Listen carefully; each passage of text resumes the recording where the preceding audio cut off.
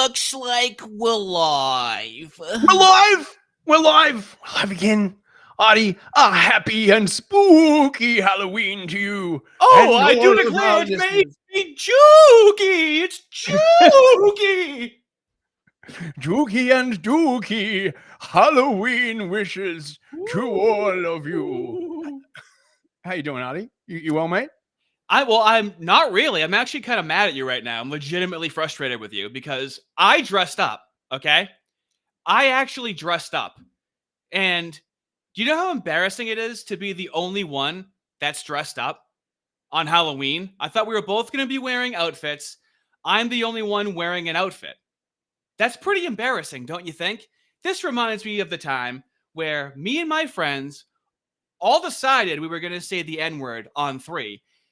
And at the count of 3, guess who was the only guy left sitting there saying the N-word? Me. That's how I feel right now. You know, I take the time to go and get my hat, get my little pigtails going, get my little fake beard since I can't grow an actual beard.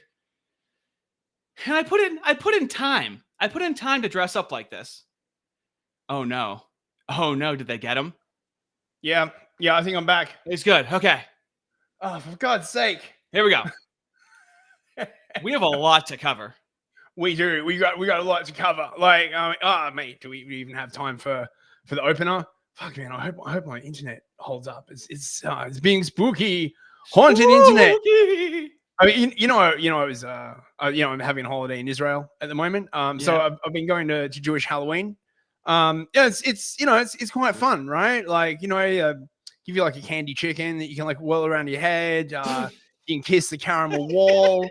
They got like a haunted house where it's like full of like interest-free loans and like the Holocauster and it's a delightful time. Like, instead of putting candy in the kids' bags, they put their sins into the bags, and then God knows what happens to those kids. Yeah, well, actually, they do it a little bit different in Israel, right? Like, you show up to the door, and they take all the candy and give you like an interest-bearing IOU in return, right? It's So you go out looking for candy, but you actually come back like about 1,000 shekels in debt. But like it's good for the kids to learn how like the world works and all that kind of like stuff. You know what I mean? Right? Yeah, it's good for them. Absolutely. Yeah, it's good for them. It's good for them.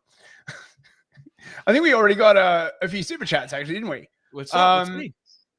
Big Nick Digger for $10 for my 2 favorite Shabbos boys. Oh, thank you very much. Wow. And we can notice that his skin is in fact improving. Look at his complexion. When he was first contributing to the channel, when he was first supporting the channel, he looked like a dirty little meatball. Look at him now. He could pretty much do nails at a Vietnamese nail salon right now. He's looking so light-skinned. It's incredible. Yeah, I mean, it's amazing. Really, like, it turns out you don't need to go to some like dodgy. Exactly. All you got to do is become a metal bee surprise, right? Like, absolutely. Ask your doctor if Iron Fist is right for you. And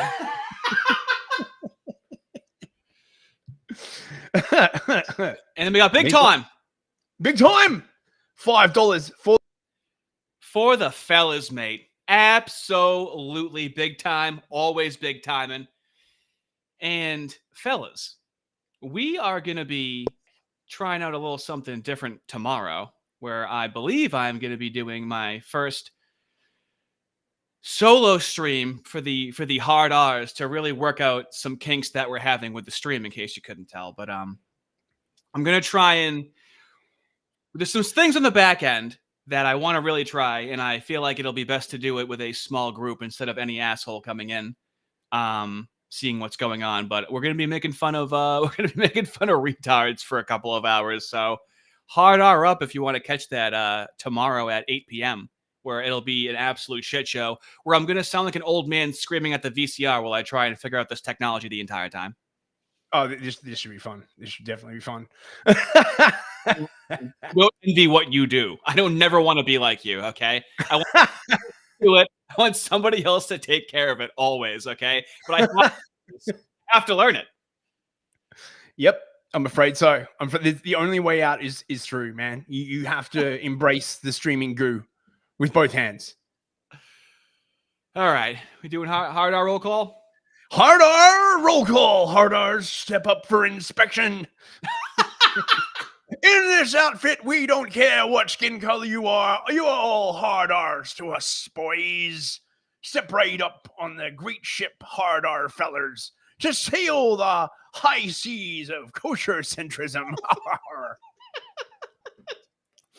So, why are you like this? I don't know, mate. I don't know.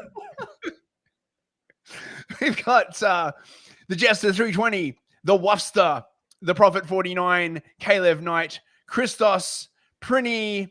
Come on, like play the thing. You know, do the thing. Nevergoon, Dan Higgins, Occultology. Dev is the 600-pound Lindsay. Adolfo Nibbler, Tuesday Money. Oh, my favorite kind of money, actually. Tuesday Money. Come on, where's the rest of it? Right, Uncle War Crimes, Dongus Cork 69, your mum. He's referring to your mum, obviously, Artie. Aramaic Discourse, Redacted, Zane G, Nick Nilsson. Who else we got? I need these as like images or something like that. This is what I use for the beginning of the video, and then I edit it sometimes, so I have to update it, I guess. The new GM, Blaze Holderman, Master Shake, Misakan, Darkan, Sol on the Lich. Come on. Hurt Chain, Autumn Party, Lego My Ahago, Toaster Enthusiast, Fodabet. It's Ahigo. Jacob Cantrell. Do you know what Ahigo is? The Ahigo face? Yeah, I know it. Is that how you pronounce it? I Ahigo? believe so. Yeah, I know what it is. Arab name I can't pronounce. Total Blackout Painting, what a Chad. Mothman Cult Leader, Jew Destroyer, Valavinge, Big Doinks. And I'm waiting for the rest of the thing. Come on. You're all the way in Israel. You It's loading. got lazy fingers. Mike Williams, Hair Doctor, Your Mum's Legs, Big Time, Death Takes, Quizats, Shatterack. Waiting. I gotta like speed this up or something. You're almost there. Doomed to Coon. Doomed to Coon. Just because that's the because that's the color of his skin doesn't mean you're allowed to say that, okay? That's a sensitive topic for him, I assume. Doomed to Coon. Sorry about that. Meat of Odin, Jeff Stoffeles, Little Adult 88, Base Crusader 76, Lord Zero. Waiting for the thing to come up. Come on. And at the finish line. Jake, Uncle Javi, and our greatest hard R fella, Big Nick Digger. So yes, thank you very much, hard R fellas. Big Nick Digger is almost the OG. Uncle Javi is technically the OG because he's been following me since like 300 subs, and he bought a shirt recently. So it's unbelievable. So right, okay, so we should get into it. We've got a lot. It's constantly developing, right? You just develop, even as we speak, the kosher centrism is mutating and growing, throwing off like pseudopods of Cthulhuid goo. You know what I mean? Oh, right? dude, I know of course I know what you mean. I'm not some square. I know exactly what that means. Do we start off with the James Lindsay show, or should we just? That's like 4 minutes. Yes, so that's a nice little intro. Okay, the James Lindsay AI that's coming out. You know how the internet was kind of built on the porn industry? AI is being built on making fun of James Lindsay. The advancements that are coming out right now are absolutely incredible. And, you know, it reminds me of that thing about the battle between VHS and Betamax. And how, what was that? Betamax wouldn't support porno, and that's why VHS won out, right? So whichever platform allows AI parodies of James Lindsay will be the key. By definition. Right, so wait, so hang on. This was made by B. Frank Zeta. This is pretty good, man. This is like based sort of like, you know, kind of thing like the Will Stancil show. 4 minutes. So someone put a lot of effort into this. For years, he studied the blade, becoming a master of the sword. Then he delved deep into the ancient occult texts of Hermes, until finally, through intense meditation, he unlocked the ability to see the hidden woke world. Now he dedicates his life to fighting against the woke right. The hidden occult agenda that only he can see. He is James Lindsay, the woke warrior. That is smooth.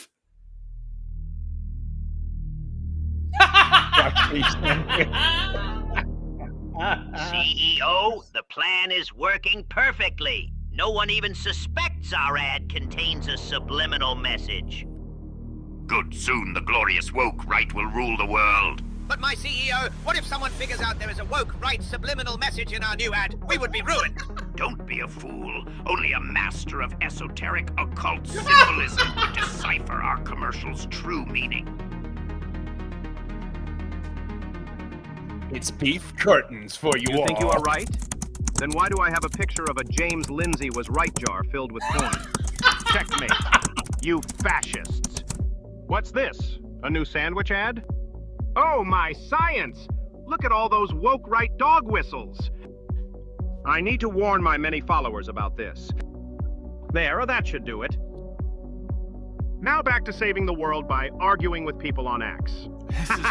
Perfect. Oh, you think you can just criticize Israel? Well, I'm going to post that you're just a Jew hater. Put another coin in the James Lindsay was right jar. Wow, now I feel hungry. And worried that AIPAC has too much influence in American politics. Wow, that new beef and cheddar sounds great. And so does banning H-1B visas. Boss, the plan is working perfectly. The children are marching into the street. Good, good.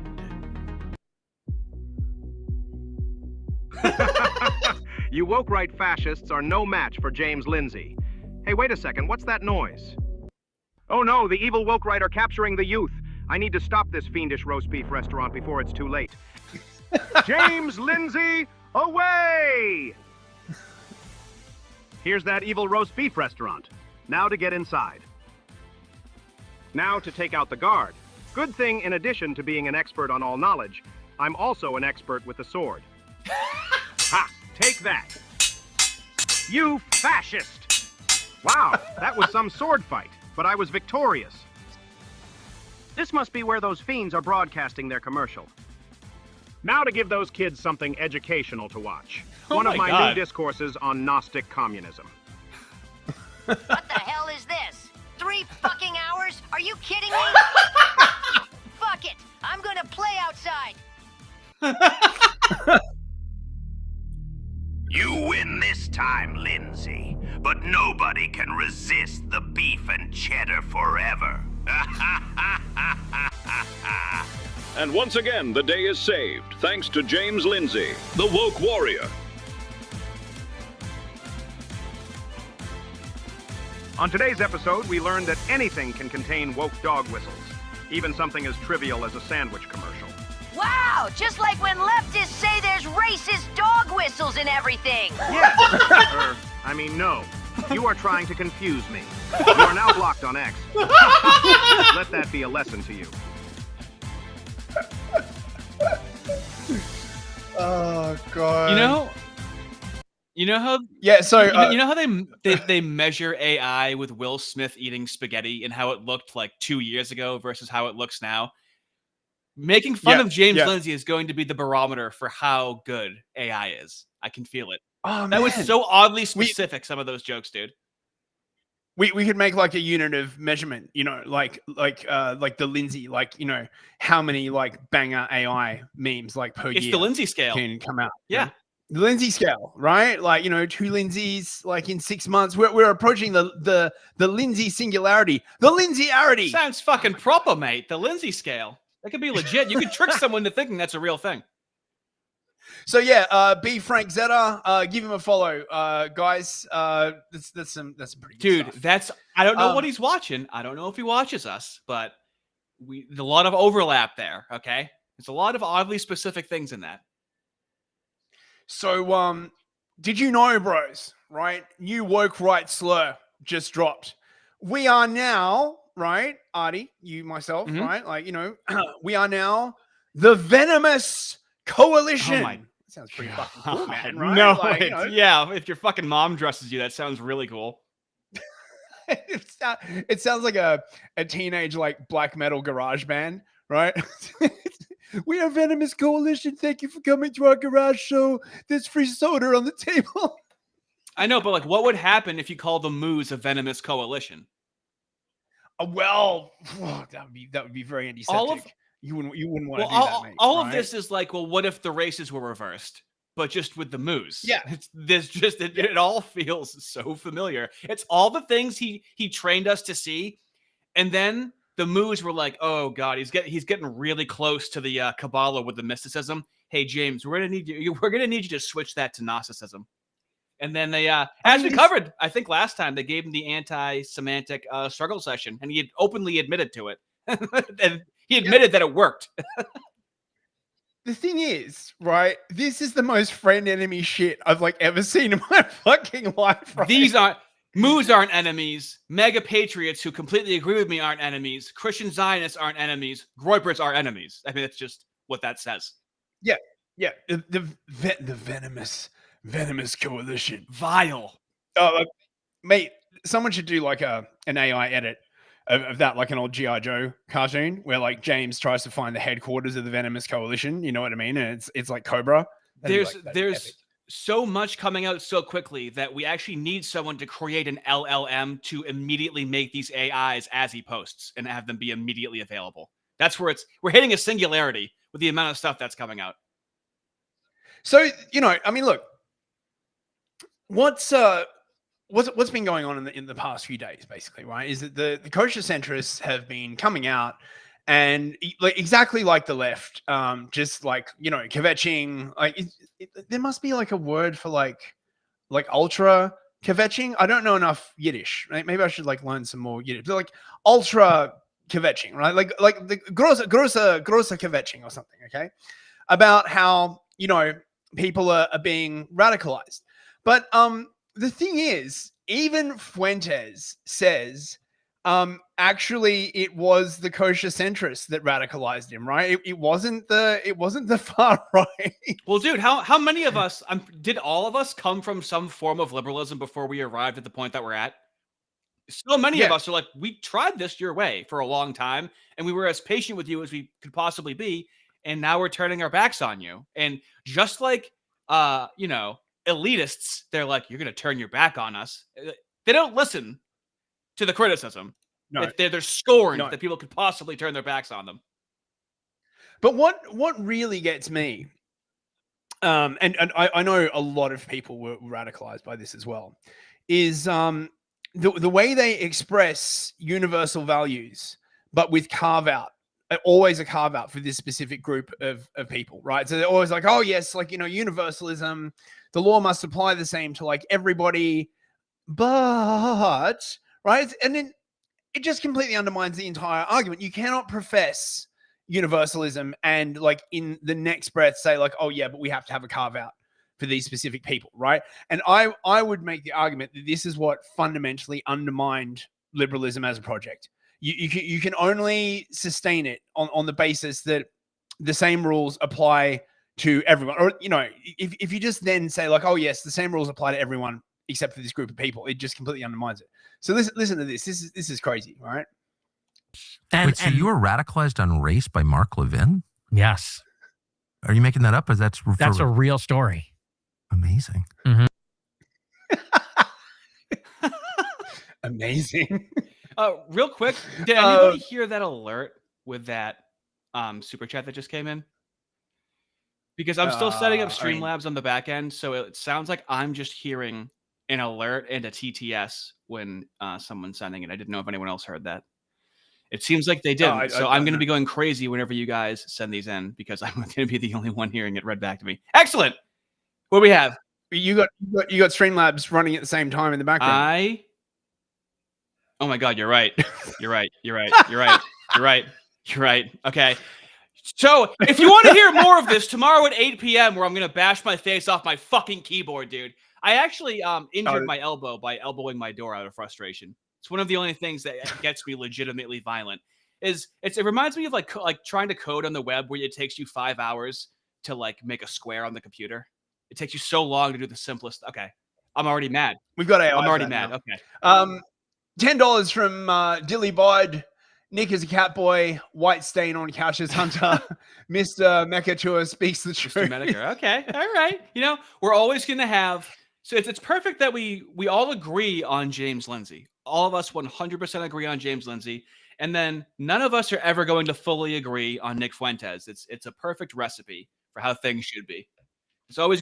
How could Nick not be contentious? I mean, if you were targeted by the Moose for the last 10 years, you'd probably say some spicy things too and not give a shit. I didn't give a shit when I was 18 alone.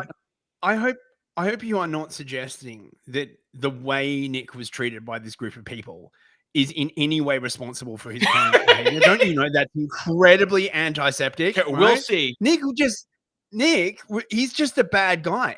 He's just bad to the bone, right? Like you could have taken a scan of him like when he was a fetus and looked at him and be like, that guy is antiseptic. But at the same time, we don't believe in essentialism in any way, shape, or form.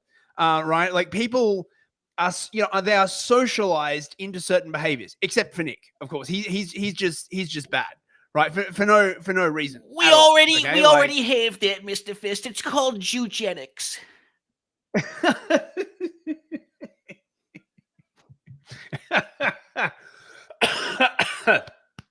So basically, right? Yeah. The friend-enemy distinction has been vindicated. For all of Lindsay's kvetching and oiving about Carl Schmidt and, the friend-enemy distinction, it's so bad. He's just done it. He's totally right. And what I have come to realize is that all of this basically is a tactic, right? They seek to deny to their enemies the knowledge of the fact that they are their enemies, right? So the plan is to engage in essentially covert warfare, right? You are their enemy, but they don't want you to know that you are their enemy. That's why they're always like couching it and all this kind of like, oh, yeah, it's not like you're my enemy. I just don't like your politics and I don't like the people you associate with. And if you just bent the knee and took a nice trip to that's Israel, what I hate. Kiss the like wall. You're being funny about it, but we're going to see a reoccurring theme of this kind of behavior of, this is what the kosher centrists do, where they go, I'm not saying anyone should be canceled. I'm just saying my opinion that I don't think anyone. I'm not saying they should deplatform them. No. I'm not saying that. I'm just saying that they should be careful and they should do it better. Like, why are you even talking? Yeah. This is all like political fluff. They all sound like corporate politicians. So that's why they are against the friend-enemy distinction. Because if you, in fact, realize that they are your political enemies, then they have much less latitude to maneuver. They want to pretend to be your friend or pretend to be neutral, whilst at the same time knowing that you are their enemy. And they don't want you realizing that. And that, in my opinion, is why Lindsay spilt so much like ink and kvetching on stopping people from embracing the friend-enemy distinction. They don't want you to know this while they are using it. The rules of power and warfare can never be escaped.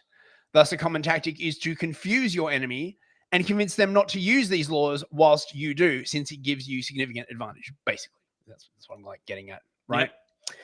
Yep. Lindsay's finished up his trip to Israel. Gave him a nice, baby. Like squishy hug. Embraced his milky udders when he was at Tel Aviv airport. We were sad to see him go. Well, hold on. So James Lindsay was just in Israel. Tommy Robinson was just in Israel, and wasn't JD Vance just in Israel?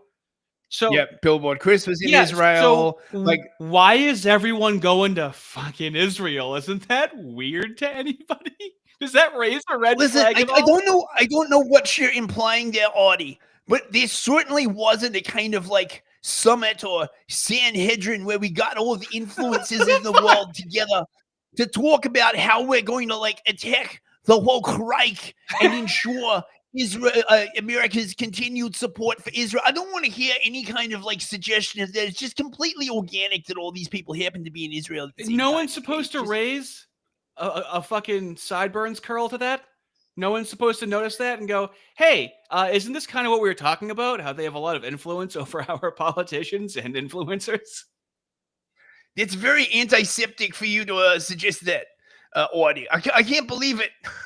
What would your Jewish cousin have to say about that kind of speculation? Oh, I have to handle him all the time. He doesn't know what he's talking about, but he's keeping me bound and gagged back here. I gotta spit it out just to get a few syllables out. Get back, demon! Ah, my beak! All right, guys, sorry about that. Sorry about that. Oh my God, it's another show. Oh my sure God. it is. Are you sure? I don't know if that word's flagged or not on YouTube. I have no idea. Oh my God. It can't be. It can't be because any person saying sure in a Bostonian accent would be committing a Holocaust. Sure. Sure, dude. Sure. Oh, yeah, dude. I'm sure, dude. Oh, yeah, sure. That's why I say that, because it just sounds like I've heard that word my entire life in Boston. Are you sure you're in Boston? Oh, yeah, dude. Sure. Sure, dude. Okay. Deadpool Kid for $5 in the super chat. Good to see you, Deadpool Kid. As Father Jacob always says, use trickonomics to fool your enemies and friends, then yourself too. Father Jacob. I mean, it seems like they have fooled themselves. Do they know what they're doing, or do they not know what they're doing? I actually wrote like a long Twitter thread on this that I don't have, but I've been thinking about this a fair bit, and I think what has happened is that some of the strategies being pursued generally are of a great strength right up until they aren't. And under certain conditions, their inflexibility is a strength right up until they become a weakness. And this relentless self-belief that the kosherites have in themselves and their destiny and all that kind of other stuff is normally a great strength, actually, right? Right up until it isn't. So, you would say that really what needs to happen is that community, they sort of, they should be gathering together to sort of maybe pause and reflect, maybe change their messaging, maybe try and like build bridges with, other communities that they, have that they are getting hostility from. But there's none of that. So I think it's just that qualities in a group that can be a great strength can become a great weakness if they can't be changed. And I think we're just seeing that they can't change their approach. And now it's just making everything worse, if that makes sense. It's familiar from my anti-communist education when I was researching it independently. It's a birth-death cycle of tactics. They already know that they have to use a tactic as much as they possibly can, and they're always ready to drop that tactic and use a new one, which we've seen from the left. Where do we think the left gets it from? Christos, remember, for 2 months, why is their idea of conservatism Talmudic? Right? Right, dude? I mean, why do they think that Christianity, like Judaism, is just Christianity with different funny hats? Right? Because that's literally what they seem to believe, right? That the Judaics are just Christians, basically, right? Like, better than the Christians, obviously, right? Like, the chosen before even the Christians. But basically they believe the same stuff. They don't, right? I mean, they don't believe in the divinity of Jesus Christ. So you're not Christian. I mean, like that is pretty much like the basic definition, right? Like if you boil all of Christianity down to like one proposition, that's it. And when we say conservatism is just progressivism doing the speed limit, it's Mooish conservatism is progressivism doing the speed limit. That's because of the Moo influence. Yes. But so what do we got here? Okay, so Lindsay's he's been in Israel.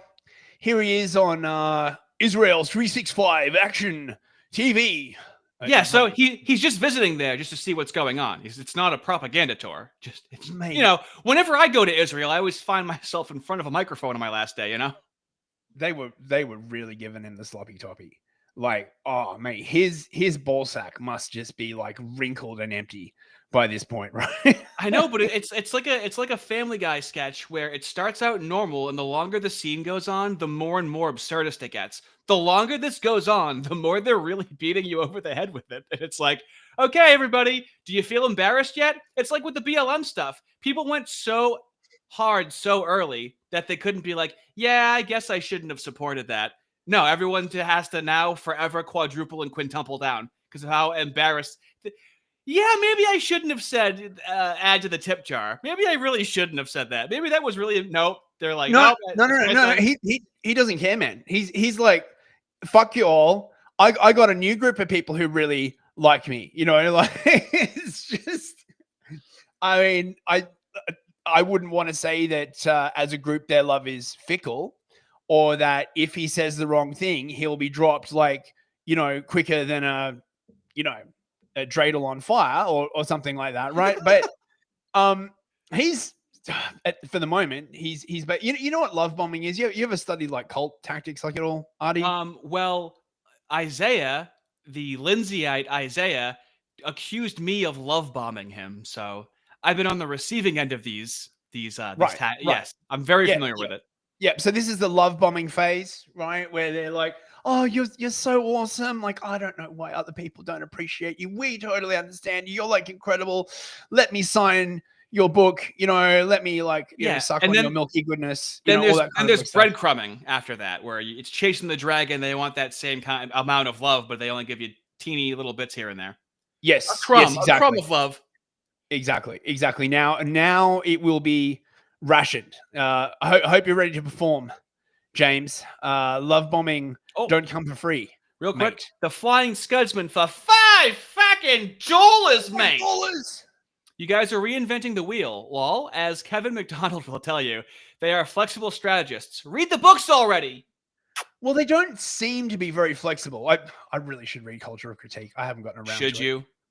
Yes. I read a bit of it. It seemed very well written. I don't know, man. Christo's coming in with 5 gifted memberships. And the reason why that's so important is because tomorrow at 8 p.m., I'm going to do my first behind the paywall solo stream, which is going to be me. I haven't even told you what exactly it's going to be. It's going to be making fun of retards for at least 2 hours, but there's going to be a purpose. Okay. There's going to be a purpose that it is going to be leading to something. Very nice. Very nice. Right. So shall we hear what, yeah, we finally should. Oh my God, we're a couple of chatty Cathys. We are so bad. We are. Okay, let me speed this up a little bit so that we don't have to listen to him at full speed. Holy shit! Someone just sent 10 gifted memberships. Unbelievable. Thank you, Waffle. It is going to be an absolute awkward, retarded party tomorrow, fellas. My dude, that is unbelievable. Thank you so much. And I'm going to let you down tomorrow. And I'm just letting you know because it's gonna be really weird. I haven't done anything like it before, so it's gonna be exciting. Thank you so much, guys. I appreciate it. Okay, are we ready? Are we strapped in? You got your retard helmet on? Don't ask. Just rape me. Just do it. Don't ask consent. Shove it in dry. We call it a struggle snuggle around here. Thanks very much. I call it rape. This is such a surprise. I just stayed on. I came to Israel about a week ago. I literally am flying out in about 2 hours, so I have to make this short. You're welcome. But I came to Israel with the Herut delegation. We toured very quickly, and the point was to come and to try to see Israel. And they asked me to stay on one extra day to have meetings today at the Knesset. And at the last minute, at the last meeting of the day, 6 p.m., we met with Ohad. And we sat down and had a wonderful conversation. I think we're instantly brothers. He had American flags in his office, so you have to understand. You have to understand. So instantly, he sounds like a child. We're like instantly brothers because he had like my country's flag in his office. Meanwhile, the level of mathematics he has to jump through in order to try to prove that the woke right is a thing. Meanwhile, immediately his brother, because it's oh my God, that's what I would say to make fun of him. Quizat Shatterack sent 10 gift Oh memberships. Thank you my very, God. very much. You guys want to Quizat see me Shatterack. embarrassed. That's what it is. You're inviting people to watch me squirm, honestly. Very much appreciate that. Thank you. £2 from Christos. I'm all out of love. I can't live without moon. You nailed those notes. You nailed all of those notes perfectly. Actually, the high note was a bit flat. I'm still recovering from a cold. I mean, hey kids, you want to buy some kosher centrism? All right, here we go. I got the good shit. Yeah, look at him. Look at him right now. Straight from Israel. That's all little American flags on the inside, dude. That's so embarrassing. Remember how like Vivek Ramaswamy had like the fucking American flag jacket with the cowboy hat on? James Lindsay doesn't look like he's trying to be American. It looks like he's trying to look less Indian. He isn't. You have to understand. So instantly he understood. And so I came to Israel for. Why did I come to Israel? Why was I part of this delegation from Herut? And the reason is because I took a stand against the woke right early. Wait, did he just say he was part of a delegation? Huh. I mean, no, it's different when he says it. I thought he'd just gone there as a private citizen, a delegation from Herut. Chat, can someone look up what Herut is? I presume it's spelled H-E-R-U-T. I'm sure it's completely innocent, not some kind of like influence farming. He just wanted to know what was going on. He heard some things from the woke right about Israel, and he just wanted to go to Israel unbiasedly and see what it was all about. Yeah, it's like when Queen Catherine, right, wanted to see whether there was any famine in Russia.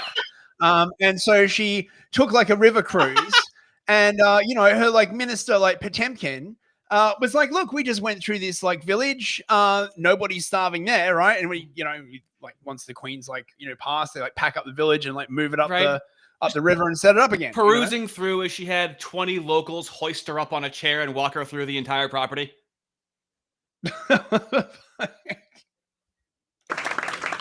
This is a weird way to say it, but I saw this problem coming. I didn't know how to stop it. It's like a train coming on the track, so I threw my body on the tracks. See what would happen. See if it would stop the train. He is really embracing the victim narrative, dude. You can see how it's moo-ish. Oh my God. You don't have to be a moo. You are moo-ish. It's not a religion. They are just tactics. He threw his body out in front of it like, James, there were so many ways for you to broach the subject. And you've done the wrong way every single time. Someone saying the audio isn't synced. I don't know whether that's. It looks good to me.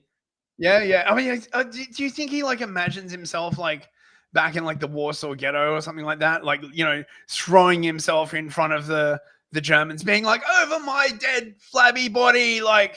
He threw himself in front of a train. That's what he feels like. Did you notice they always talk in like these metaphors? They never really speak literally. It's always non-literally. I mean, it's true. Look at all the sacrifice that he went through. He didn't get booked for shows. Look at his O face just thinking of Israel right now. That face.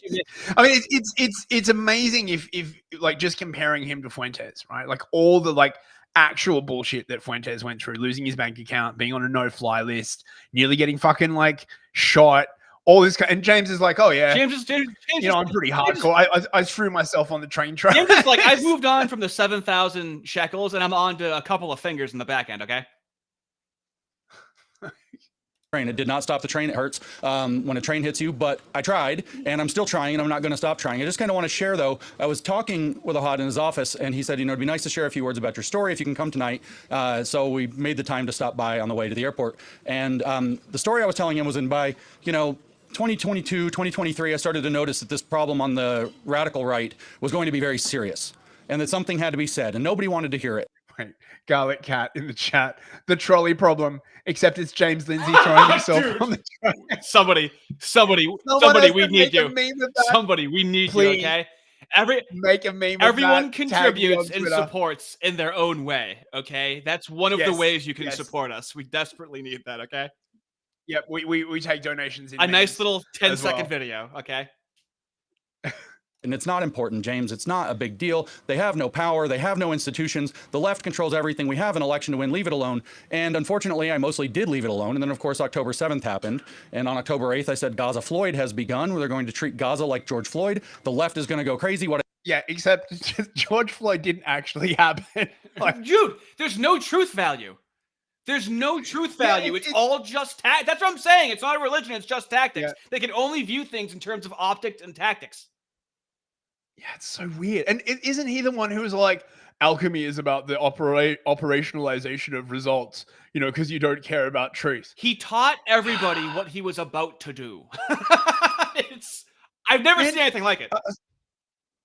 It's crazy. Like it's like doing a 180 twice or something. I don't know. I didn't expect was the right would also go crazy. Not as much of the right as on the left, but a significant part of it. And they did go crazy, and I wasn't having it. So before 2023 ended, I don't know when my moment came, I don't remember, but I decided that I knew which side to pick, but I'm going to publicly take a stand. And I took a stand for Israel, and my life changed basically overnight. My Jewish friends in America say, now you know what it's like to be a Jew. And see, now he knows what it's like, you know, he just got cornrows and he got pulled over by the police, and now he knows what it's like to be black. Okay, now he understands the plight. He identified as non-binary for a day, and now he knows what it's like to be trans. It's all the exact same, dude. Yeah, now I know what it's like. A bunch of people didn't invite me to their speaking engagements because of his behavior. No matter what he believed in, they would have uninvited him. It's specifically, it should be personal. You're inadequate as a person. It doesn't matter what you believe in. I mean, this is, you know, this is the really interesting thing, right? If he was not being received positively, they turn around and you know, like you know, when a wigger comes along and they're like, "Shit, I know what it's like to be black." You're like, "No, you don't. Like, fuck you." You know, no. Like they just turn around and do that, but because like they're in the love bombing cycle, they're like, "Oh yes, James. Oh yes." You know. I didn't know what that meant until I kind of went through all this. And a lot of things happened very quickly. I got attacked very vigorously for standing up to the woke right. I think the most shocking thing that happened was that the conservative movement collectively in America did a heel turn away from me. I was not afraid to lose radicals that I don't like, that I don't trust. I wasn't afraid. I didn't think it would happen, that I would lose the mainstream conservative movement that would see me as an avatar of drama and troublemaking and division. And I had no idea how far this would escalate. I had no idea how important this was. But just to give you some taste of what it's like to be canceled by the right, I became something of a darling to the right by exposing communism, the woke ideologies, every one of them, critical race theory, queer theory, post-colonial theory, all these things that touch life here in America, throughout Europe, in the UK, Australia, Canada, that have messed with the Western world and civilization. I became something of a darling to the right.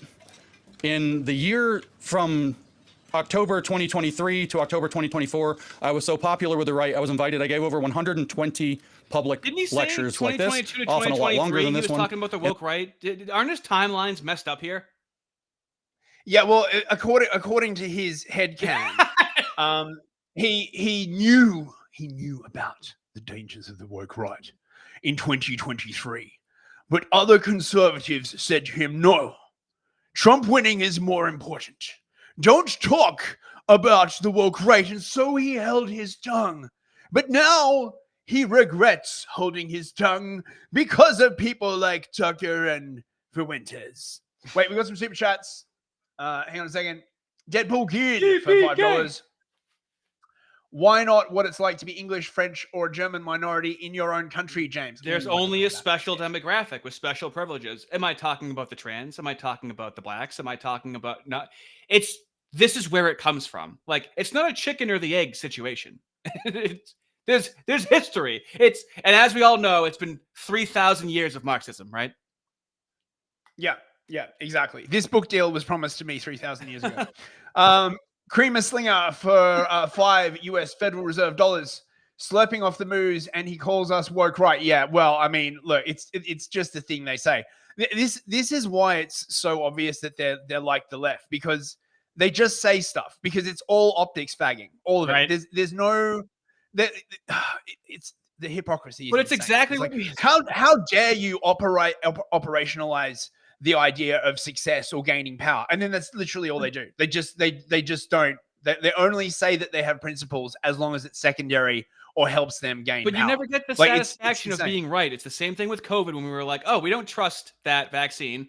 They were like, well, we're going to make you take it. And then 2 years later, they're like, hey, I said some things, you said some things, we couldn't have known. It's like, wait a minute.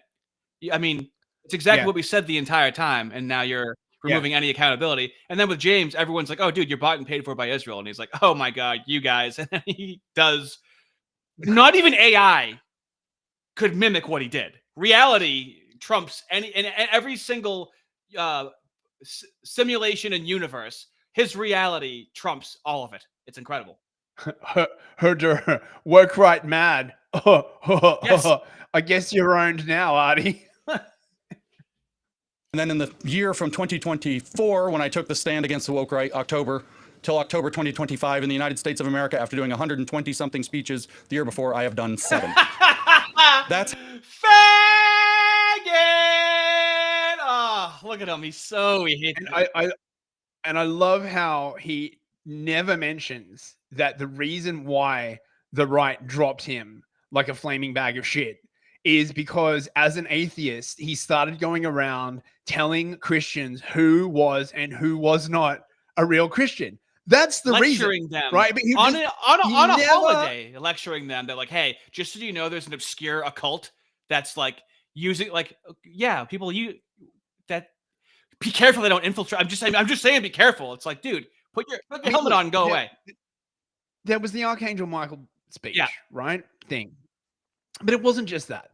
Around that period, he was just going around like just being like, "Oh, you're not a real Christian," and basically like just appointing himself like the Pope of Christianity, right? And he has such little understanding of it. It's just insane. It's really, really deeply offensive. And he wouldn't do that to the Jays, right? He wouldn't go up to like, Chabad and be like, "Actually, guys, you're not the real Jays." I wish he would, right? Like, see how far he gets fucking pulling that shit with There's them. nothing. He's in the deepest I've ever seen. How much deeper could he be in it, dude?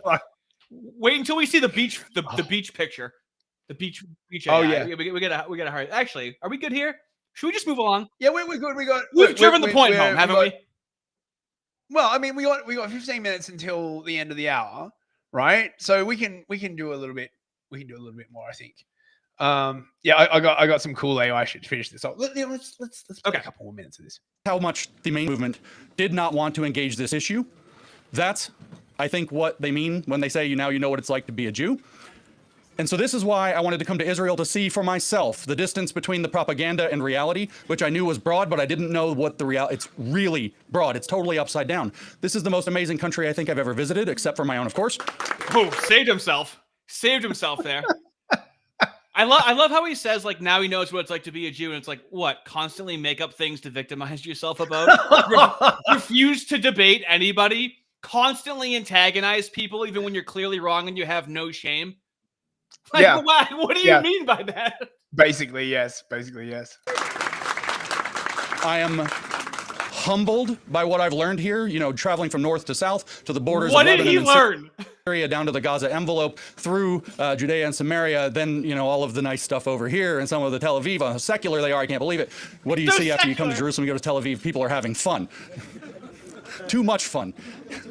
Oh, God. Look at that smile. Geez. Look at that fucking smile. Look at how smug he is, dude. You're telling me he didn't spend so much time in a locker he started buying furniture for it. Is that what you're telling me? Come on. Man, I bet he was like wined and dined, right? They probably I don't know what he's into, but right, it definitely like creamy slinger. Creamer slinger for $5. I could see a yarmulke growing out of the back of his head. Yes, like a mushroom. Absolutely. Spouting, growing before our very eyes.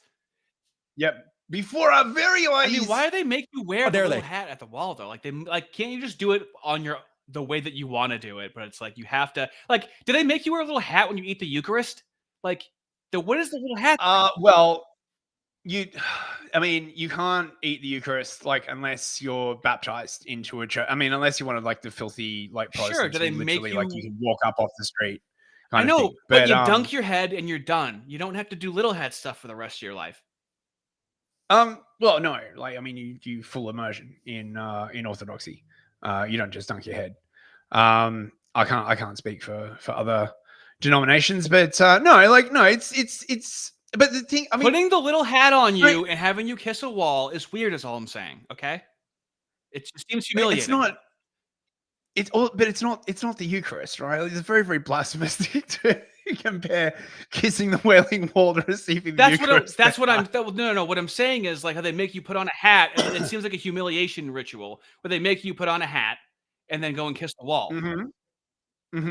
Yeah. And then they photograph you doing it. Yeah, I understand that there's other like religious practices and whatnot, but they don't seem like humiliating. They seem more consensual. Okay. Yeah. No, church is the opposite. You can't wear hats in church. That's one of the reasons why you've got that little entry area. Yeah. Oh, is that why? Is that why moos make everyone wear hats? It's maybe. It's the queer I guess. Like, yeah. Women are supposed to cover their head though, so you know they'll wear like a headscarf or something. But yeah, no hats. But this has been the most amazing and eye-opening trip. It's renewed my courage. It's renewed my faith. It's renewed my resolve to fight for this country. And so I paid a big price for it, as you heard. And so Ohad asked me 2 questions. I paid a big price for asking for money in monetary terms, which is of course the most important terms of all. I'm very financially vulnerable right now. Just so imagine going to Israel and being like, "Hey, I lost money protecting you." Like he is hoping that they're like, okay, he doesn't want to ask for money, but that's like kind of asking for money. I'm very financially vulnerable right now. I just need to be financially held and supported in your big, strong money. Why else would you say that? He keeps repeating it over and over again. He knows what it's like to be them. He's like, listen, everybody, I'm so unbelievably victimized. I know what it's like to be you. And then it just starts being like the most like uncomfortable stereotype possible. I'm just like you people, okay? I know just what it's like. My God. Oh my God. Like, I mean, this is this thing about how if like I was saying before, if he wasn't being like lionized and like blowjob to death at the moment, they could like take so many of these things out of context and be like, you think you know what it's like to be us? You just, no. And if he puts a fucking foot wrong, they will. They'll dig this shit up and they'll be like, James, that horrible person, he thought he knew what it was like to be like one of us. No, you don't know, right? Oh my God, dude. Questions in his office. The first one was very easy. And this is what I kind of want to share with you. He said, why did you do it? You're not Jewish. You don't have a stake in this. Why did you take this stand? Even as it costs you more and more. And the answer is very simple. This is the easiest question I've ever been asked. Because you stand for the truth and you stand for what's good, and that's just what you do. What is this? Again, what are these answers, dude? It's just all platitudes is all they have. Again, that's not the reason why the Christians dropped him. The reason the Christians dropped him is because he kept trying to gatekeep Christianity whilst not being a Christian. And then he wouldn't answer when people asked him about his religious beliefs, right? So he wouldn't say, oh, I am a Christian or I'm not a Christian, but he kept going around saying, this is what Christians believe. This is Christianity. You're not a Christian, and just alienating like the entire Catholics, Orthodox, and like Trad Lutheran Church. Right, which is like a lot of fucking people who feel very deeply about this stuff. He's like, I just want everyone to appreciate how serendipitous this is. That we know that because we covered that a month and a half ago. It just so happens we've been covering James Lindsay and the Moos equally for about 2 months now, and then they finally converged, dude. It's like we have pretty good sniffers, fellas. That's all I'm saying. We sniff it out pretty early. We are ahead of the curve. We are ahead of the curve. I mean, it's crazy the way this is streaking. I mean, did you see this? Like, right? Like, 2025 calendar. It's just like, holy crap, right? Like, I mean, this is it's one thing to conform to the stereotype, but it's another like, oh yeah, I'm literally going to go to Israel now and like tongue the wall and then like tell everyone how like I totally out on the podium how you feel because I suffered. I suffered financial inconvenience. Well, by the way, he's not supposed to be there right now. You know that, right? He was supposed to leave the day before, but he stayed an extra day to see the sights, not to like talk some shop with people, like how like 40 of our Congress people go there. Like, dude, just so many of our fucking powerful people go there all at the same time. It's just that simple. It was never a thought that you would that I would do something else. Not one day was there the day that today's the day I quit. It's just you stand for what's right and you don't waver, whatever the attacks. Then he asked a much harder question. What? That's like exactly how Nick Fuentes feels, except Nick Fuentes actually went through a lot more than James Lindsay. So that's incredible. That's yeah. Yeah, it's the suffering. People didn't invite me to speak for the conservatives, and then I was flown out to Israel, all expenses paid, and given a tour of the country. Right, The suffering. That's what the woke centrists do. Or that's what the kosher centrists do. Is go. I was invited to less places. It was 120. Then it was only 7. What does the right wing do? Builds their own fucking platform. That's what the right wing does from the ground up. No matter what's happening. Yeah. Got no bank account. Can't fly on a plane. Nearly get assassinated. Right. Like, fired from job at RSBN. Like RSBN. James Lindsay's like, hold my beer, but when you were allowed to speak in Nebraska. Oh my God. Do we do about it? And luckily, I started to kind of ramble and waffle, and he started to tell me what you guys are doing here and what he's doing with the movement for sovereignty in Israel, the movement for basing the relationship between Israel and America in that strength and sovereignty. And I suddenly realized that I don't have to tell you guys what to do. You're doing it. But this is the correct answer, that Israel is a sovereign nation that will take care of its problems. It will do what it needs to do, and it's proud to be allied with the United States to do so, and will continue that alliance as long as it can. Right now, this woke. Yeah, I'm hearing a lot of this. I'm hearing a lot of this now. Yeah, but just like Israel doesn't need the United States. We're not dependent on them. My cat's gonna do what it has to do to defend itself. After, of course, I feed it and clean up its shit. Yeah, I know. We get it. Yeah, as long as it's taken care of, it can do all those things. Yeah. Yeah, which is why, right? Like when the war with Iran happened, if there hadn't been 8 ships with anti-missile interceptors and American Patriot missile defense systems covering the entire goddamn country, the whole place would have gotten flattened. We don't need the American. Oh, Jesus fuck. But yeah, this is probably gonna come back to bite them, because at some point they're going to be like, we don't need America. And then, if Vance gets in, he's just going to be like, oh, well, there you go. Right. You're on your own. So it's like what happened with Ukraine. Ukraine's going around being like, oh, Zelensky, we don't need America. We can make peace by ourselves, And then Trump's like, well, in that case, goodbye. You can take care of it yourself. He's like, no, don't. Right. Oh, God. It's such weird psycho girlfriend shit. Very okay. Right. So hang on. We're about to come up to the first hour. Now, listen, I just want to say, Lindsay's got a new startup. Really? And he put me onto it while he was there. And look, I think you should get in on this, Artie, right? For 50,000 shekels, you can get in on the bottom floor with Shabbat. Check it out. My name is Shmuley, and today we're launching Shabbat, our Jumanoid for the home.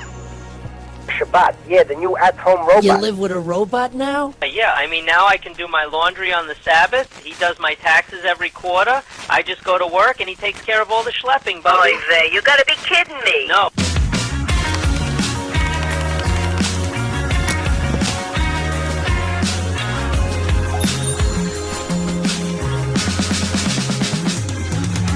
Baruch atah Adonai, Eloheinu melech haolam ulahadlik ner shel Shabbat. Shabbat Shalom. Mazel Tov.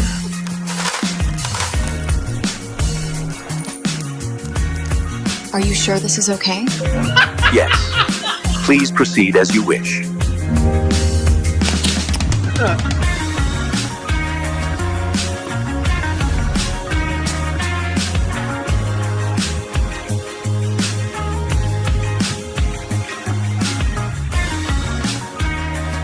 Pre-order your Shabbat now, the world's first at-home Jumanoid. I reckon it has a lot of potential. Absolutely incredible. We got some super chats. Big Chris for $2. Noticing anything is antisepticism. You didn't know? Oh, I'm only just being told this now. Thank you very, very much, Big Chris. Deadpool Kid for $5. There are times when I wish for simpler things like orcs, goblins, and skaven than Mubish chatter, or we was Kangs or Quangs. It's Quang, dude. I thought it was Kangs and Queens. No, it's actually Kangs and Quangs. That's what the kids are saying now. I do like Quangs a little more because they call themselves queens. Aramaic Discourse for $5. As a Zoroastro Baptist who's part of Orandolph secret Catholic mystic cult, I feel called out. Well, actually, Aramaic discourse. I have been told by the kosher centrist that Auron is in fact a pagan, as am I apparently. Now I will be getting into that probably in the second hour. The new psyop has just dropped since woke right isn't working. Oh well. yeah, baby. We're all pagans now. And anyone who isn't Judeo-Christian is a pagan who what do they say? Uses the cross like a fetish, right? Like just keep insulting all the Christians, bro. This is sure to work out the way you want. Well, that's what's in their heart. They can't help themselves. Oh, it's so fucking bad. Oh, Manfred Russ for $5. This is the most appropriate use of AI. Now, that's a great time for you to say that, because what we're going to watch right now, you would think is AI, but this is actually reality, what we're about to watch right now. Set it up. Set it up, Piss. I can't believe this is real. And in Israel, if you actually talk to the majority of Christians, talk to them, you'll see what they say. They say Israel is the only place where we're respected and protected. And I can attest to that as a Christian who went to Israel. I spent 2 weeks there with the church, and we had an incredible time. We had only one incident where a small child spit on one of the pastors, and immediately after there was an adult that came by and said, "That's not a representation of who we are. You know, we love you guys. You guys are always welcome here." And I have to say, no adults gave us any grief. We had no issues. Look at Netanyahu's face. Loves it. What would make a child spit on an adult? Why did we ask ourselves that? Is that typical behavior? And that's the thing too. Imagine if I said that I went to the hood and only one kid swung at me with a machete, and then a black guy came by and went, "That doesn't reflect all of us." Like I would only tell that story if it was typical for children to swing at me with machetes in the hood. How can anyone look at Netanyahu's face and think he's being sincere, right? Like, I just, like, are you blind? Like, look at that guy's face. He's just like, yeah, Schwarzen, say the line, like. Schwarzer, the slight eyebrow raise too is almost drawn on his face. So, Lindsay has come out. I thought that he was woke for Israel, but it turns out he's actually gay and woke for Israel, right? Like he's very really American conservative men should go to Israel and see for themselves how inspiring it is to their own values. But they probably shouldn't take their girlfriends, because if they do, their girlfriends will all see the healthy masculinity there, like eating pineapple in Hawaii. Dude, is that code for like some obscene sexual practice that you can only like get in eating pineapple in Hawaii? Is that like a pizza related map or something? He's so pathetic. He's trying to be the wingman for all of Israel. He's like, dude, my friend over here is fucking packing heat, dude. Like, dude, it's for a country. It's not even for another guy that you know. Like, he feels like Israel is like conceptually, you want to know what? He actually has a parasocial relationship with Israel. And he has like an anamorphic parasocial relationship. It's like when someone's like a dendrophiliac, they're in love with a tree. He's in love with a country. No. Like, no, I think it's like when people first get into Scientology, basically, right, when they get that like first flush. And like, oh, Scientology's answered all my questions in life. I love L. Ron Hubbard like so much. It's not until like a bit further on, right, when they hit like the, I don't know, like the 6th or 7th degree, and they've gone through their like 100th e-meter like session, and they're like, oh, maybe there's some like problems here, We got a super chat. Hang on. Big Chris for $2. It's weird super chatting on MooTube again. Rumble, I don't know. You gonna make a Rumble channel? I do have a Rumble channel, and you have Restream. We just don't utilize it. Yeah, we could stream to Rumble at the same time. We'll talk about that afterwards. Anyway, Sniper Anon, that incredible Chad of the Insider Art, the AI maestro, has obtained secret AI footage of James being in Israel. Oh my God. Gay. Hold on. Really quick. Tony in chat just said pineapple is code for swingers, and it is. The pineapple symbol is a code for swingers. Wow. Good fucking catch, Tony. Good fucking catch. Oh, dude, the moose love hidden symbology, don't they? He really is learning. Why else did you say pineapple? I was wondering what he'd be getting up to. Well, because that's a notorious. Dude, he must have cleaned up so much big titted beak there. He must have just cleaned up. Oh my god! Yeah. Do you think when he bangs him, he has to wear like goggles, like or like a face mask, like one of those basketball players with an injury, so the beak doesn't get his eyes? No. I mean, if Pineapple is code for swinging, he probably met some nice couple who totally isn't Mossad or anything like that, like at all, right? And then the guy comes and be like, I see that you like my girlfriend. Would you like to get closer to her? And James is like, oh, wouldn't you mind? No, I am confident enough in my masculinity that I don't mind if flabby Americans sleep with my girlfriend. All right. Oh my god. Let's see a representation of this. So, this is what real men are like. Hey, cutie! Yes, jacket, big guy. Let's see that big sword, handsome. Yeah, unsheath it for us. Come on over, warrior. I'm coming.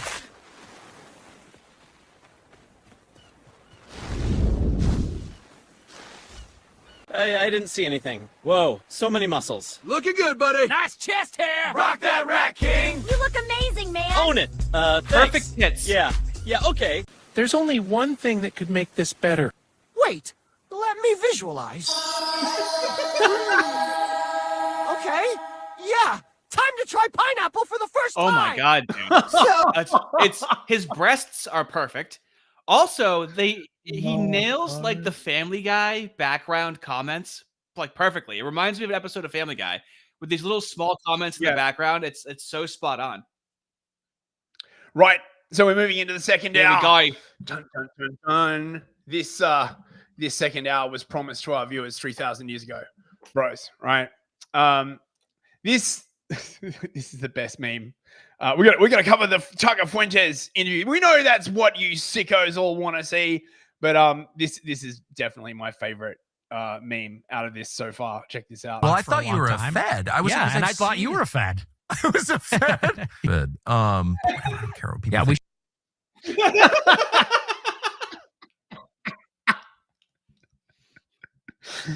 Oh, mate, that meme speaks to me like so hard. Every time you meet someone like on the right, I thought you were a Fed. You're right. Okay, so I recently made a video pertaining to this, and what I really wanted to focus on here is how Tucker Carlson, no matter like what has happened to Nick Fuentes. So we start off with James Lindsay to see how over the top Moo influence is. Okay, now let's have Tucker Carlson, who's just hearing out Nick, and before they were talking about this, Nick Fuentes was talking about how Ben Shapiro called him an anti-Semite when he was like 18 and like completely ruined any sort of like mainstream career he was going to have because he disagreed about Israel. So no matter what happens to Nick Fuentes, for some reason, Tucker Carlson is like, just forget about it. So what? So what? Like, millionaire ever since he was born, Tucker Carlson is like, dude, just let it just brush it off to you. Like, so what? And Nick is just going to raise all of these very valid concerns. Nick's rhetoric right now is absolutely 10 out of 10 perfect on every show he goes on. Yeah. Everything is very digestible. Yeah. And they shot themselves in the foot because they made him seem like this horrific character. And now everyone's just going to see this presentable, regular kid. And this is why this interview is a complete and utter tragedy from their point of view, right? Like, and you can see the way they just immediately resort to leftist language. Oh, it humanizes him. They platformed him. Like all of the woke shit that they were railing against for ages. All of a sudden, they just pull it out. Oh, how can we normalize this? Right? It's fucking ridiculous. Art Party for $2. Yeah. We're all feds now, bros. Yeah, join the party, baby. Indeed we are. And yeah, it is like Nick is if you go back and he must be doing this stuff for a long time now. About right? 10 years. And every streamer is like this. If you go back and watch their like really, really early stuff, they're crap, right? Because you know, doing this kind of stuff is a skill, and you have to exercise, you have to practice that skill. And Nick is now reaching the peak of his powers, right? The next 10 years or so, right, will be his like peak form. And he's a dangerous motherfucker now, right? Like for when political office, he has to have his sights set on that, because he can debate, he can take everything. He has the elements of Trump, where he's not going to back down, and he's not going to take a knee to the media, which he mentions at some point in this interview. But he also isn't a boomer and understands internet culture. He understands how to connect with the demographic. He could be even more dangerous by not going into politics and remaining as he is, as a kind of kingmaker.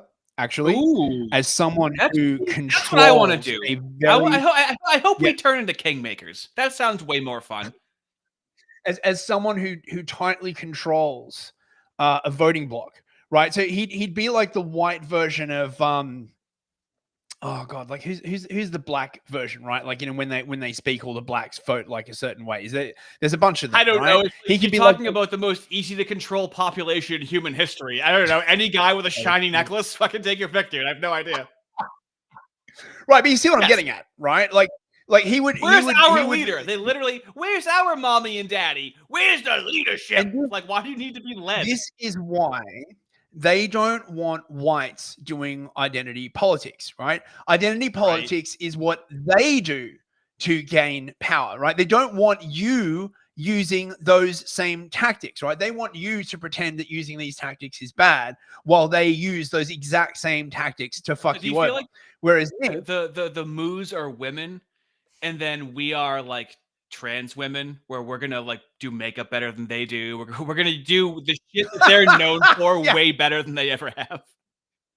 Yeah, exactly. Way better at color theory. Oh my god. But the thing is, you know, in a democracy, right? Particularly because the ideal structure of a democracy for the kosher centrists, right, is where you've got two power blocks that are basically equally balanced, and they get to be the deciding vote, right? Like a seesaw, right? You know, you got a seesaw with like two bags of flour on either side that weigh like about the same, right? And you're in the middle of the seesaw, right? So whatever side you give weight to, that is the side that wins. This is why like all of these, you know, Western democracies, quote unquote, always wind up in this situation where they've got like two basically equal power blocks. And you've got this very, very small group that are the deciding factor, because that's how democracy works.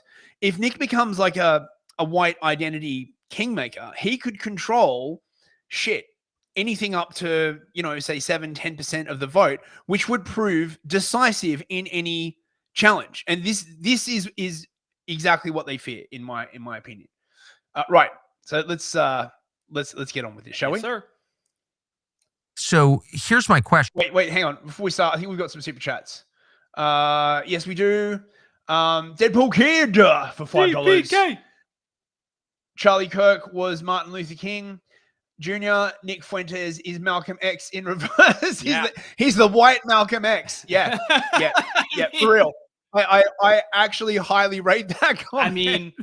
I mean, it checks out, because MLK is like for the normies, and Malcolm X is for the brothers that really want to change shit. Yeah, that's right. That's right. And that's why I got a lot more respect for Malcolm X. You always said that. You've been a Malcolm X fan since the day I met you.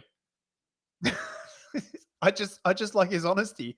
Like, right? Like, I would much prefer to deal with someone who's like, yeah, I hate you guys, right? Like, you know, get away from us. I'd be like, okay, well, you know, at least you're honest. And just someone who come out and be like all mushy and be like, oh yes, you know, we're gonna like stand together in brotherhood, while like they're gonna like stab you in the back. Prefer to be stabbed in the front. A common comment I've heard from Black Americans is like, they just, you know, I want you to be upfront with your racism.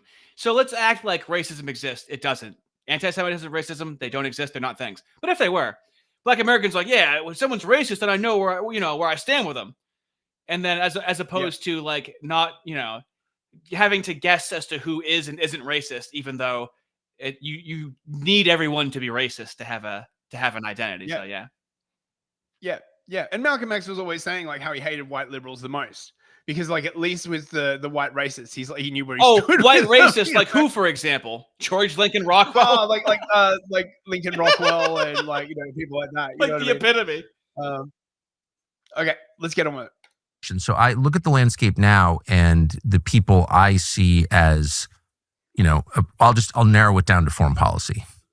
Okay, who is effectively opposing neoconservative foreign policy, which has been the dominant foreign policy of the United States for my entire life, which has been so destructive, I think, and I've seen it. Who are the voices who are sincere in their opposition to that and who have some ability to change the country's orientation on foreign policy? And those would include Marjorie Taylor Greene, J.D. Vance, Matt Gaetz, me. But you've attacked all of those people. Yeah. Why would you, and almost Joe Kent, those strike me as someone who's really interested in this topic. I'm not that interested in the Jews, but I'm very interested in the foreign policy question. Those seem like the most sincere people. Those seem like the only hope of the country to get away from this destructive, really self-destructive cycle. Why attack them? Well, in short, they attacked me first. Yeah, but like, who cares? He has no power. He literally just turns into an adult, and all of a sudden, all of these massive people in positions of power start attacking him. He's like, "Yeah, what's just so? What do you mean? What do you want him to do? Nothing?" Yeah, and if he'd done nothing, he'd be a nobody, right? Exactly. No one would know his name. Like, it's a lose-lose situation. It's a huge Mr. Well, Tucker. Let's take Joe Kent. I mean, you attack me constantly. Well, and I'm like, I don't really give a shit. I want to meet the guy. You attacked me first, too. No, but what I'm saying is Very simple. It's schoolyard rules. You started it, so I'll scrap. Is that so hard? Also, fellas, if you wouldn't mind liking the stream so people can find it popping up in their feed, I'd greatly appreciate it. Thank you. How many viewers we got at the moment? I think we're at 180, 180-ish. We're at 56 likes, so we're trying to get a half chub. Something you can fuck a bar slut 5 out of 10 at 4 a.m. We just need it half full, okay? We don't need it completely full. I'm not whining about it. Sure. I'm just saying, like, so, you know what I mean? Well, I don't say so because, like, take Joe Kent, for instance. I supported Joe Kent, and I talked to Joe Kent. I got introduced to him by Matt Brainerd. Matt Brainerd went to my conference in 2021. He bought a table. Was he his campaign manager? He was. Okay. Or he was a consultant, but he was on the campaign. Yeah. And so I met Matt Brainerd. He liked me a lot. He loved my conference in February 21, which he bought a table at for his organization, Look Ahead America. And in 2021, and by we, I mean my nonprofit and myself and my team, we wanted to support America First candidates in the midterms. Like you said, authentic opponents. Me too. Yeah. And that's how I found Joe Kent. Yes. And so I met a lot of the people in that sort of scene, like Ryan Gerdusky, I know is very supportive of Joe Kent, and other people that are more private, I don't want to name, but they put me on, not just to Joe Kent, but Patrick Witt in Georgia, Gibbs in Michigan, a lot of different people. And Joe Kent was one of them. And I had a phone call with. Wait, there was literally a politician called Gibbs? Yeah. Yes. His first name, it's P Gibbs. Gibbs. 20 $20 from King Solo Wings. I hate this stream. Bunch of white supremacists. Thank you for that. Thank you very much. Your hate feels warm right now. Very much appreciate that. Also, Slosher, what a gang. Welcome to being a soft A fella. It is a grooming process. You'll be in the gang in no time. Appreciate it. We have a pipeline going. Yeah. Thank you. Joe Kent. And I told him, I had my assistant on the phone too, who's Jewish, by the way, just because I want you to know I'm cool like that. I don't judge. But so I'm on the phone with Joe, and I said, look, we support you, and we want to do everything we can to help you. We want to have my followers knock on doors for you. We want to boost your social media. Anything that you need, we want to help you. I said, and so pause it. We don't even want to be publicly associated. It seems like Nick Fuentes is like an unbelievable student of political power. He started a nonprofit. Yeah. He knows how to mobilize his base.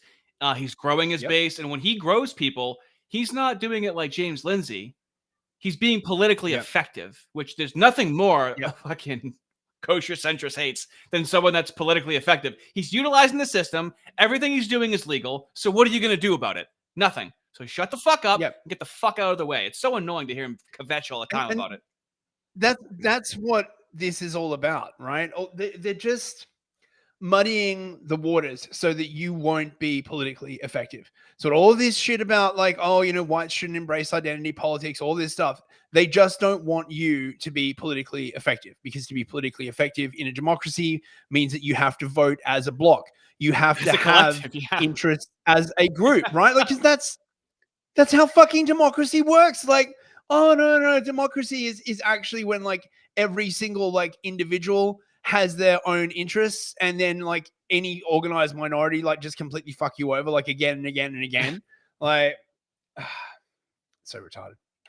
I said, because we know that might hurt you. I said, the only thing that we ask in return is you can't disavow me if the media asks. And you can say whatever you need to say, but you can't disavow. And he said, yeah, I totally agree with you, because if we start disavowing each other, then we're just going to eat each other alive and the left wins. We're in agreement. And a couple months later, Joe tweeted in support of me, because I had been banned on all social media. I was on the no-fly list. So he said something on Twitter like, you know, Nick Fuentes shouldn't be banned. He should not be censored. A month after that, I put out on Twitter, I said, Joe Kent is one of the most impressive America First candidates that's running in 22. Well, fast forward a whole year later, I do my annual conference, AFPAC, in February 22. Marjorie Taylor Greene attends. It's we had 1,200 people, and it got a lot of media attention. And I'm driving home, because I'm on the no-fly list at this time. I'm driving home from Florida. Can I ask you, pause? By no-fly list, you mean not extra scrutiny, but like not allowed to fly in airplanes in the United States? Not allowed to fly, yes. How old were you? I was 23. Did you? Yeah, how can that be? I mean, that sounds a bit sussy to me. Almost like, you know, some of these rules are like highly politically motivated. Yeah, but dude, why are you letting that bother you? Just forget about it, dude. You can't fucking fly. Yeah, just forget about it, man, right? Drive from like Philadelphia to Florida, whatever the fuck it is. I mean, your political opponents can like cover like 6 states in like 2 days because they can like fly, right? Whereas like you'll be lucky to cover like 1 a week because you've got to like drive everywhere. But just how much more fucking unbalanced and asymmetrical could this warfare be? Like this, it's this 23-year-old against the most powerful people literally across the globe. It's like that 4chan meme of like, you know, the Filthy Frank in the pink suit, like versus like, you know, the entire cabal, and just being like, who's going to win? Like, you know, one retarded autist or like the 5,000-year-old like satanic blood cult. It's David versus Goliath, and it's like, David, what are you doing? Like, why do you fucking care? Yeah. Christos is like, a Fed wouldn't be on a no-fly list. That's a really good point, Christos. I have to rate that. No. Then we have to get even deeper into it. That's just what they want you to think. That's actually proof that he is a Fed. Mm-hmm. Do you have any felony convictions? No. Okay. How can I wasn't even aware that could happen. How long were you not allowed to fly in airplanes in the United States? 1 year. It's really crazy. Yeah, it was. Sorry, I just want to get that out there. No, yeah, it's brutal. And you confirm that you were not allowed to fly in airplanes? Period. Yes, I have the letter from the TSA. Yeah, I was on the do not board list.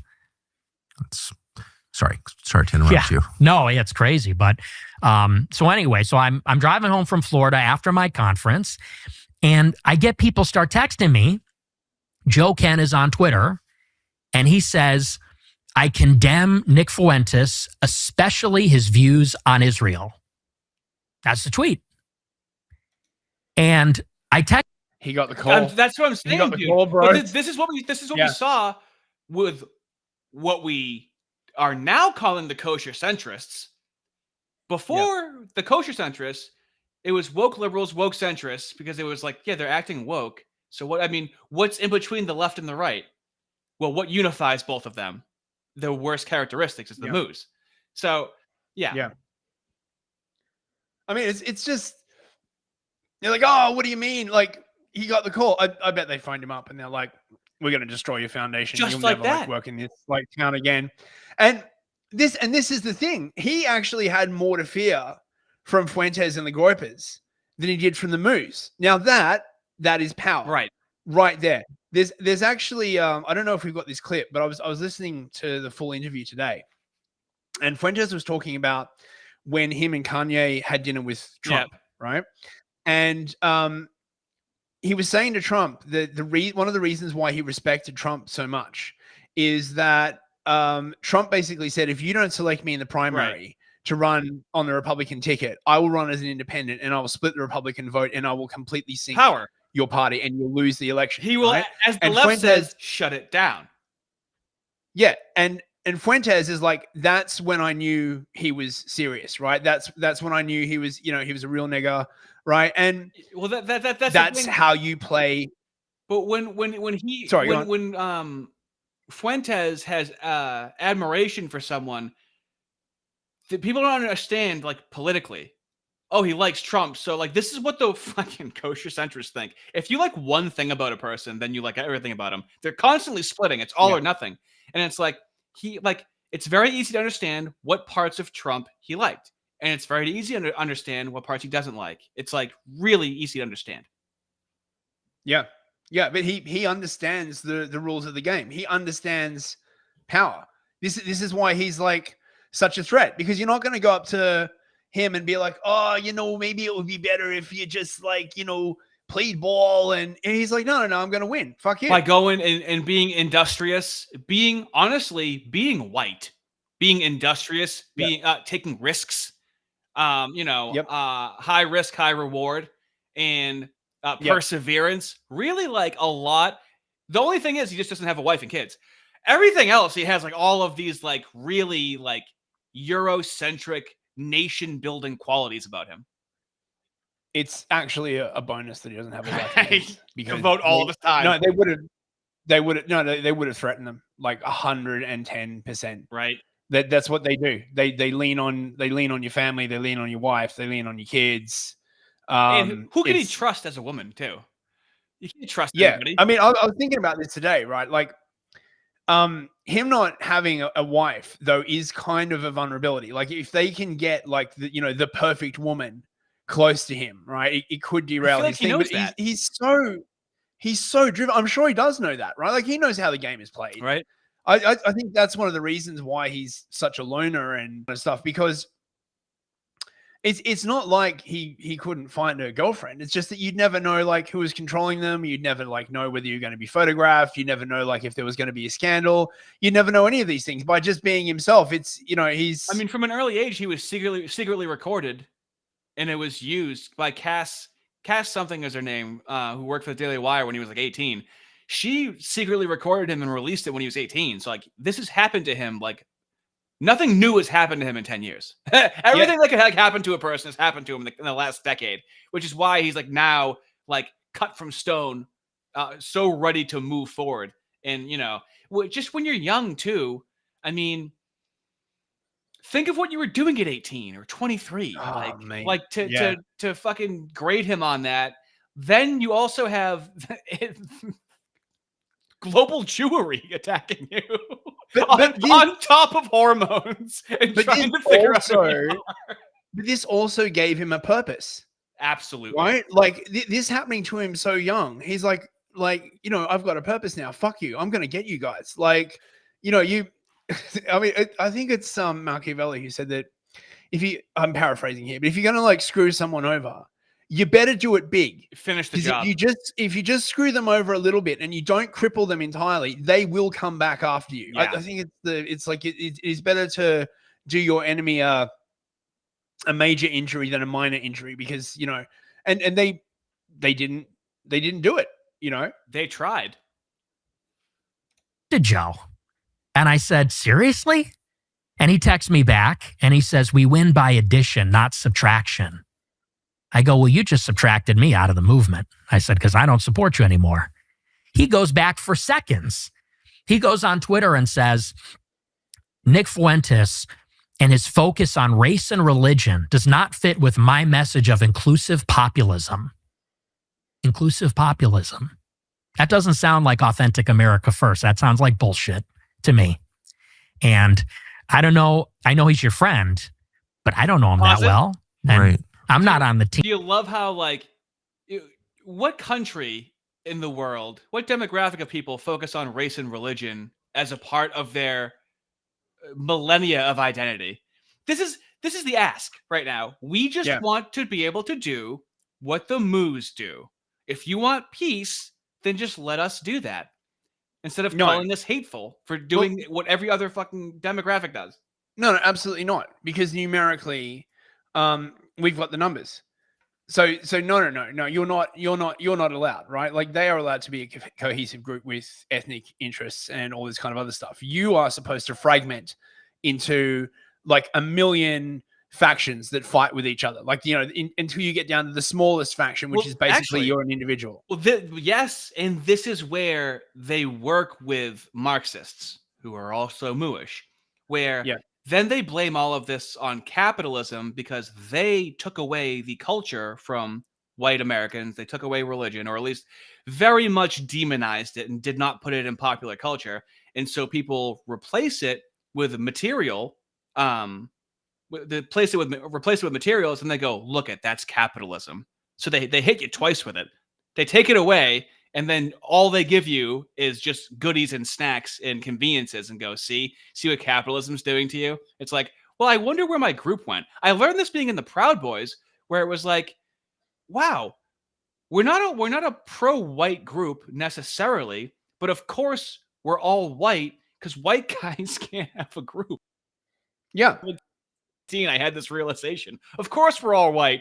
No white guys can have a group, so why the fuck would there be? Why would it be like super multicultural? And then they tell you don't deserve a group. Then they tell you like you don't exist.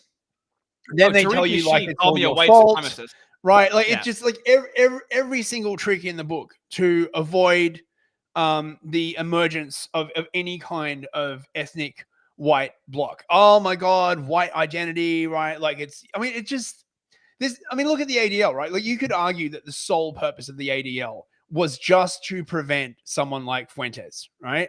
And in a weird sort of almost Greek tragedy kind of thing, the very thing that was meant to prevent the rise of Fuentes is what caused the rise of Fuentes, right? Like it's poetry. You run away from the thing, and the harder you run, the closer it gets. But this is why I always say, like, they're not smart. They just have power. Because then you see, once they lose a bit of power, they only have one fucking trick. They're not very adaptable. You want to know who's adaptable? That's the white people are very, very adaptable. Team. Well, so my read on Joe Kent was he's totally sincere. He, like me, has always been committed to separating out like foreign policy views from ethnicity, not because, I mean, obviously I'm denounced as an anti-Semite every day. Mm-hmm. So I don't really care what ADL thinks. Who calls him an anti-Semite? ADL. Is it the right? Or is it the left and the kosher centrists? So no right-winger is calling him an anti-Semite. I mean, Tucker's been, I mean, we'll get into this after this, but like the backlash is just all of the kosher centrists. Like, we have to ban Tucker from the movement. Like, it's too late. It's too late. Giving their These opinion. People like Tucker and Fuentes now have their own support. You can't gatekeep your way around this shit. And like Fuentes was saying, if you kill these people, all you're going to do is create 1,000 more. We are in that part of the cycle. It's just history repeating itself. On Tucker Carlson's channel, Nick Fuentes is the 5th most viewed video on there in only 3 days. More popular than Candace Owens and Ted Cruz that have been up there for weeks and months. Yeah. So he broke that. He's number 5, and it's like the Billboard chart is what I'm talking about right now. Yeah. But the 5th most popular in 3 days is undeniable. And all they can do is kvetch. There's no argument. Yeah. All they can do is do the same woke tactics that were tried a decade ago, and they're really showing their ass now. Yeah, and this is the thing, because they spent so much time demonizing the woke and detailing their tactics. I mean, Lindsay, of course, is like the premier example of this. He gives you the playbook, and then turns around and like just starts doing exactly the same shit. And like what you're not supposed to know. Man, my memory isn't that short. Like I know people have short attention spans, but like it's not that short, mate. I know, but like, is there even like a historical allegory to anyone, a James Lindsay in history? There has to be something. There is, but he's so unique. There is an allegory to Fuentes. So when people talk about Weimar, right? I am always reminded of the story of Julius Streicher. You know who Julius Streicher was? He was the guy who was the editor of Der Stürmer, right? Which was like a very, right-wing, anti-Muish newspaper, right? They'd publish like excerpts from the Talmud, all this kind of like stuff, basically like 4chan kind of thing, okay? And Streicher went to prison, I think like 4 times. So, his paper would like publish something, the authorities would go after him, he'd go on trial, he'd go to jail. And every single time he got arrested and went on trial, he got more popular. So by the time of like the 4th arrest and imprisonment, he was just incredibly popular. So it's a look at Trump, where they're like he's a felon, and it's like, well, no, they charged him, and none of it was successful, you idiot. if he's still here, yeah. So, but he was charged, and it's like, yeah, but did you notice how those are like flagrant charges, and none of them stuck? No, but just the thing is, it just drew more attention to him, and I think this is why they play that game where they try and take you down, but at the same time, they try and make sure that nobody knows that you've been taken down, because there's the Streisand effect, right? Like if people know that you've been censored, people are more likely to want to hear what it is that you have to say. Like, yeah, Da Vinci Code or like 50 Shades of Grey. Yeah. Me, but my Christian faith tells me that there's no such thing as blood guilt, and virtue or sin is not inherited. It's not a feature of DNA. So every person must be assessed individually as God assesses each person individually. And that's like a foundational view. I'm not sure that's true. If you read the Bible, mate, right? Like, okay. This is your arena. I don't want to like, bring this up, but like if you look at what was said like during Jesus's trial, there's like a passage where they're like, we'll accept like the sin of his blood on all of us, like unto generations and stuff. So I'm not sure that's really true. I get that that's the liberal version. Yeah, yeah, exactly. Tucker is being like over the top liberal in this conversation with Fuentes. Like, it's embarrassing. Well, of course he is. I mean, he's a boomer. Like, one of the weirdest, like most amazing things about this interview is how it's like boomer talks to Zoomer. I've never really seen a conversation like this, right? Like there's all these like bits where they're talking about feminism and talking about porn and stuff. And Tucker's just never heard any of this shit, right? Like because he's a boomer, right? He didn't grow up in the same kind of environment that Nick grew up. And it's just amazing, like watching this conversation across the generations. And honestly, I really get the feeling they've been trying to prevent this kind of communication, and just, the boomers think like all the Zoomers just need to stop eating avocado toast. And the Zoomers are all like, fuck all the boomers. Like there was like real communication there. Well, with how people have an issue with boomers about like owning a home. Well, I owned a home. Why can't you? Is how a 20-year-old in 2025 is about to feel about Gen X being like, I have a wife. Why can't you get a wife? And it's like, did women have dicks when you were 20, bro? Yeah, exactly. So first of all, our women have dicks now. And then even if they don't have a dick, which awesome, then you have to go through the second phase, which is you have to be okay that women have dicks. Then if you find a real actual woman, you have to be okay that some women have dicks. Now, if you find a woman that's like, no women have dicks, you go, awesome. But she is like weird about racism and anti-Semitism. And then you're like, okay, well, I don't know how we're going to talk about any.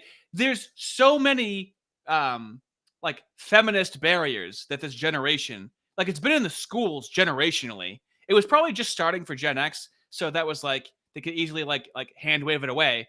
but like, there's not enough women for the amount of men nowadays. Yeah. There's, Yeah. do you know what I'm saying? Like that's Yeah. a reality. Yeah. That's Yeah. why And- I'm dying alone, and I'm fine with it. I've come to terms with it. Listen.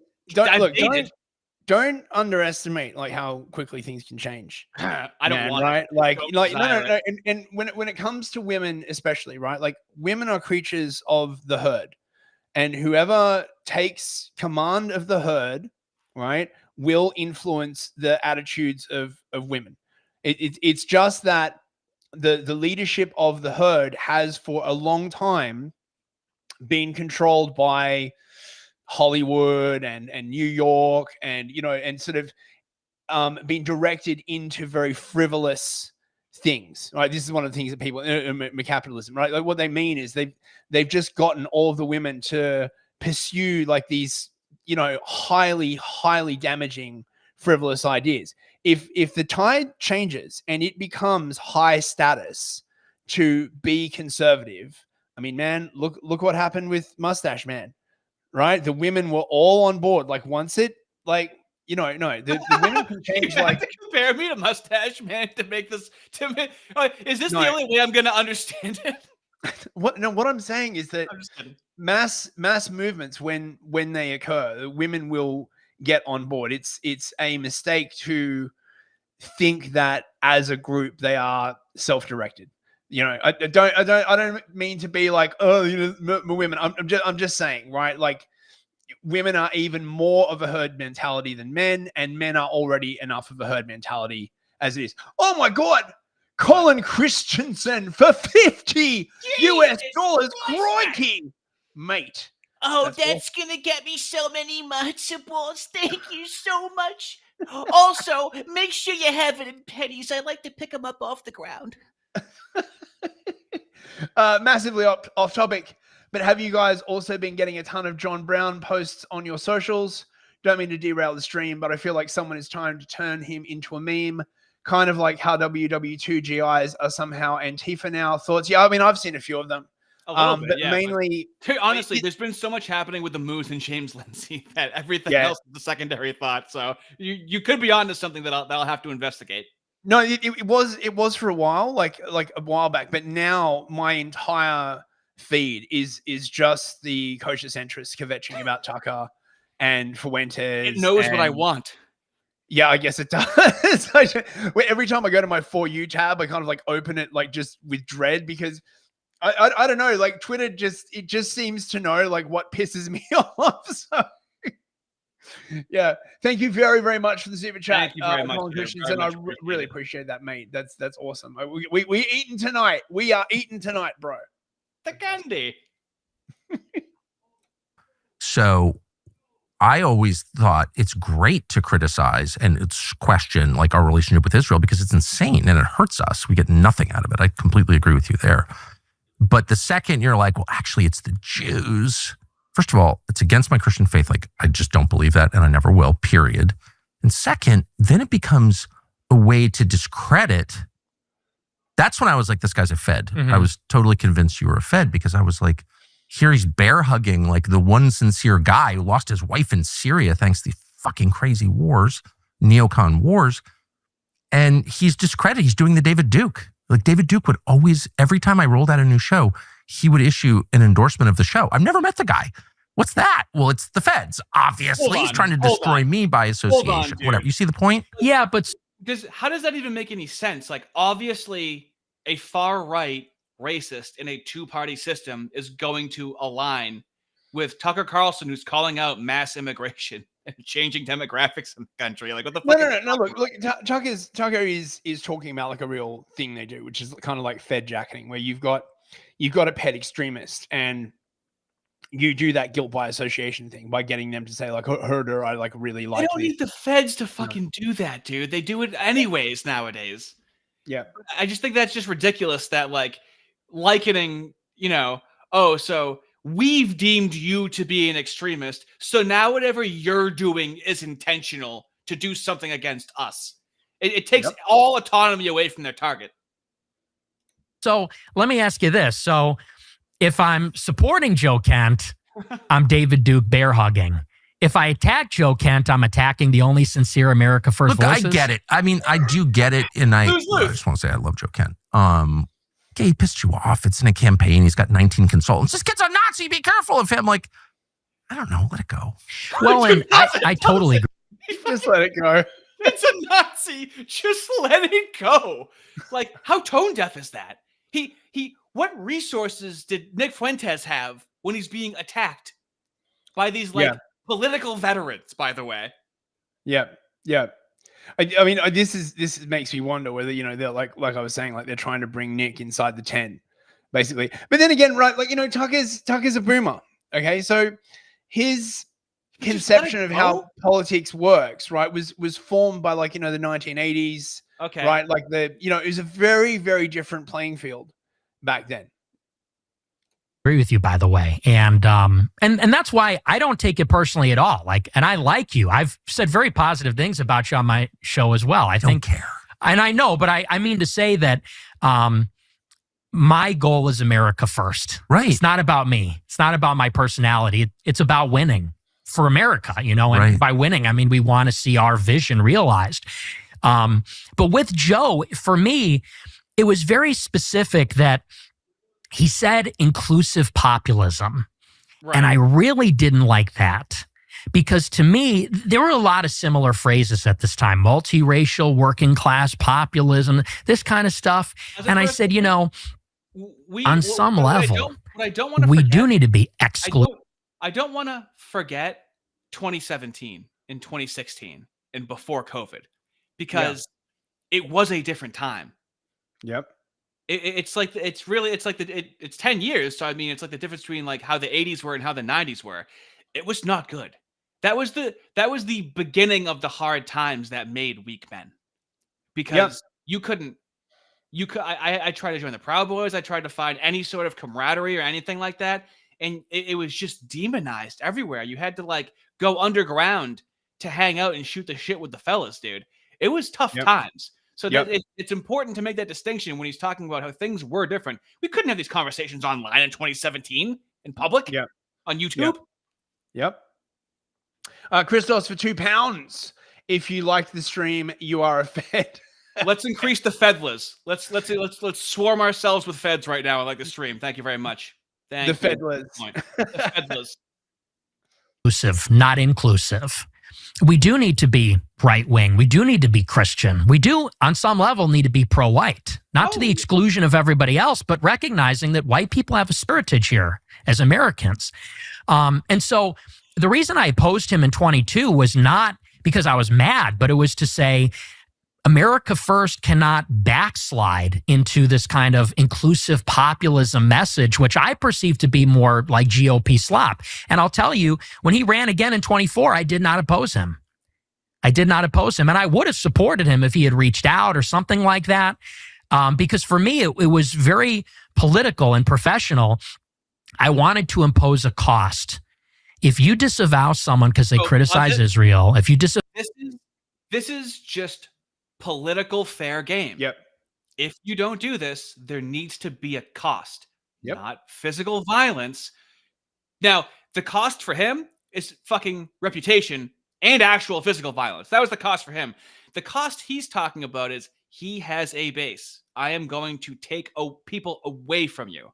That's the cost. I don't know if like the typical person understands the differentiation there. No, I mean, and not only that, right? Like this is literally how relations work between states as well. That is how the real world works. I think, unironically, Nick would actually probably make like a pretty good negotiator. With the Russians or the Chinese. And he understands it. Yeah. He'd be like, you impose a cost on me, I impose a cost on you. That's what deterrence is. That's how you get parity. But in order to have deterrence, you have to demonstrate that you are capable of the use of power. Nobody gives, if you're powerless. That's why when Trump says something, they're like, shit, he actually might do it.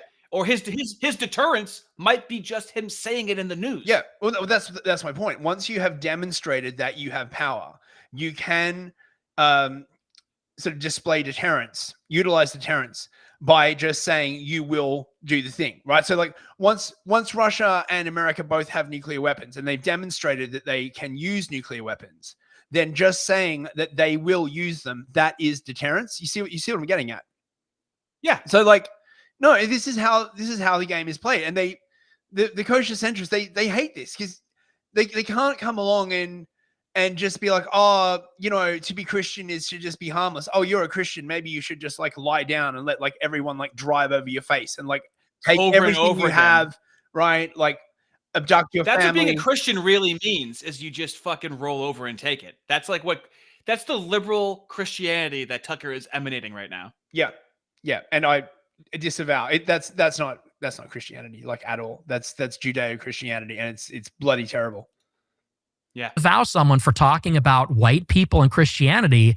I said, we can't let that slide because, and you understand why he did it. Like, I don't, on some level, I don't hold it against him in the sense that there is such a strong incentive. It's easy to say, I disavow all these crazy Christians and all these crazy white nationalists, because it buys you wiggle room with people that are attacking you. It's like easy to throw them under the bus and say, I'm one of the good guys. And so I said, it's too easy. We need to push in the other direction and say, you should feel less comfortable saying that people shouldn't talk about their race and religion. Maybe you'll think twice next time. And so I did it for a very specific reason. And I get that. Yeah. See, now there is a cost. You think about it now, aren't you? And this is what they hate, right? Like up until this point, there was literally zero opportunity cost for fucking with the whites. You're like, oh, you know what's Timmy gonna do, right? Like what, you're gonna like band together as like a group ethnic interest and impose like costs on us? I'd like to see you try. Okay, well, we're gonna do that now, right? Like, so fuck you. Clearly. Wait, didn't James Lindsay say power is not a Christian virtue? I think Nick Nilsson in the chat just said that. Hey, Nick. He's a good dude. I see him on Twitter. Lindsay's theological takes are like the worst fucking bullshit like I have ever fucking heard. Nick, I think, I don't know if you saw my tweet, but I figured out like basically what he is in technical terms. Lindsay is an antinomian Judaizing heretic, right? He is, right? His whole, if he was a species of plant, yes, that's what he would be. Yes. The taxonomy of James Lindsay. So that whole Jesus is liberty thing is antinomian, which means like against the law. He's not a hard antinomian like the Frankists. I mean, at least I don't think so, unless he's going around saying the way to get closer to God is to do unspeakable things. He wouldn't surprise you. It wouldn't be surprising. And he's a Judaizer because he conflates Judaism and Christianity, right? And these are very old heresies. Like, you know, just read is it Irenaeus? I'm sure Christians in the chat will know. It's Irenaeus, like against heresies. This is like 2nd, 3rd century stuff. It's like, I just thought of this now. He is an antinomian Judaizing heretic, right? I'm getting very, very 40K here. Heresy detected. Right? Yeah, right. Okay. Oh man, we got to get a wriggle on. We're nearly at the end of the 2nd hour. Okay. Actually, I got to go and pour a cup of coffee. Can we just like play this to the end? Yeah. All right. Yeah. Ascendant, you're enormously talented. You're more talented than I am, for sure, as a talker. So, and there've been a lot of attempts to silence you and it hasn't worked. So my calculation, I'll just be as blunt as I can be. It's like, do I want to have Fuentes on? Everyone's gonna be like, but you're a Nazi just like Fuentes. Okay. But then I'm like, I don't think Fuentes is going away. Ben Shapiro tried to like strangle him in the crib in college. And now he's bigger than ever. So it probably would just be worth hearing what Nick Fuentes thinks. I just want to be transparent about my motives here. Yeah.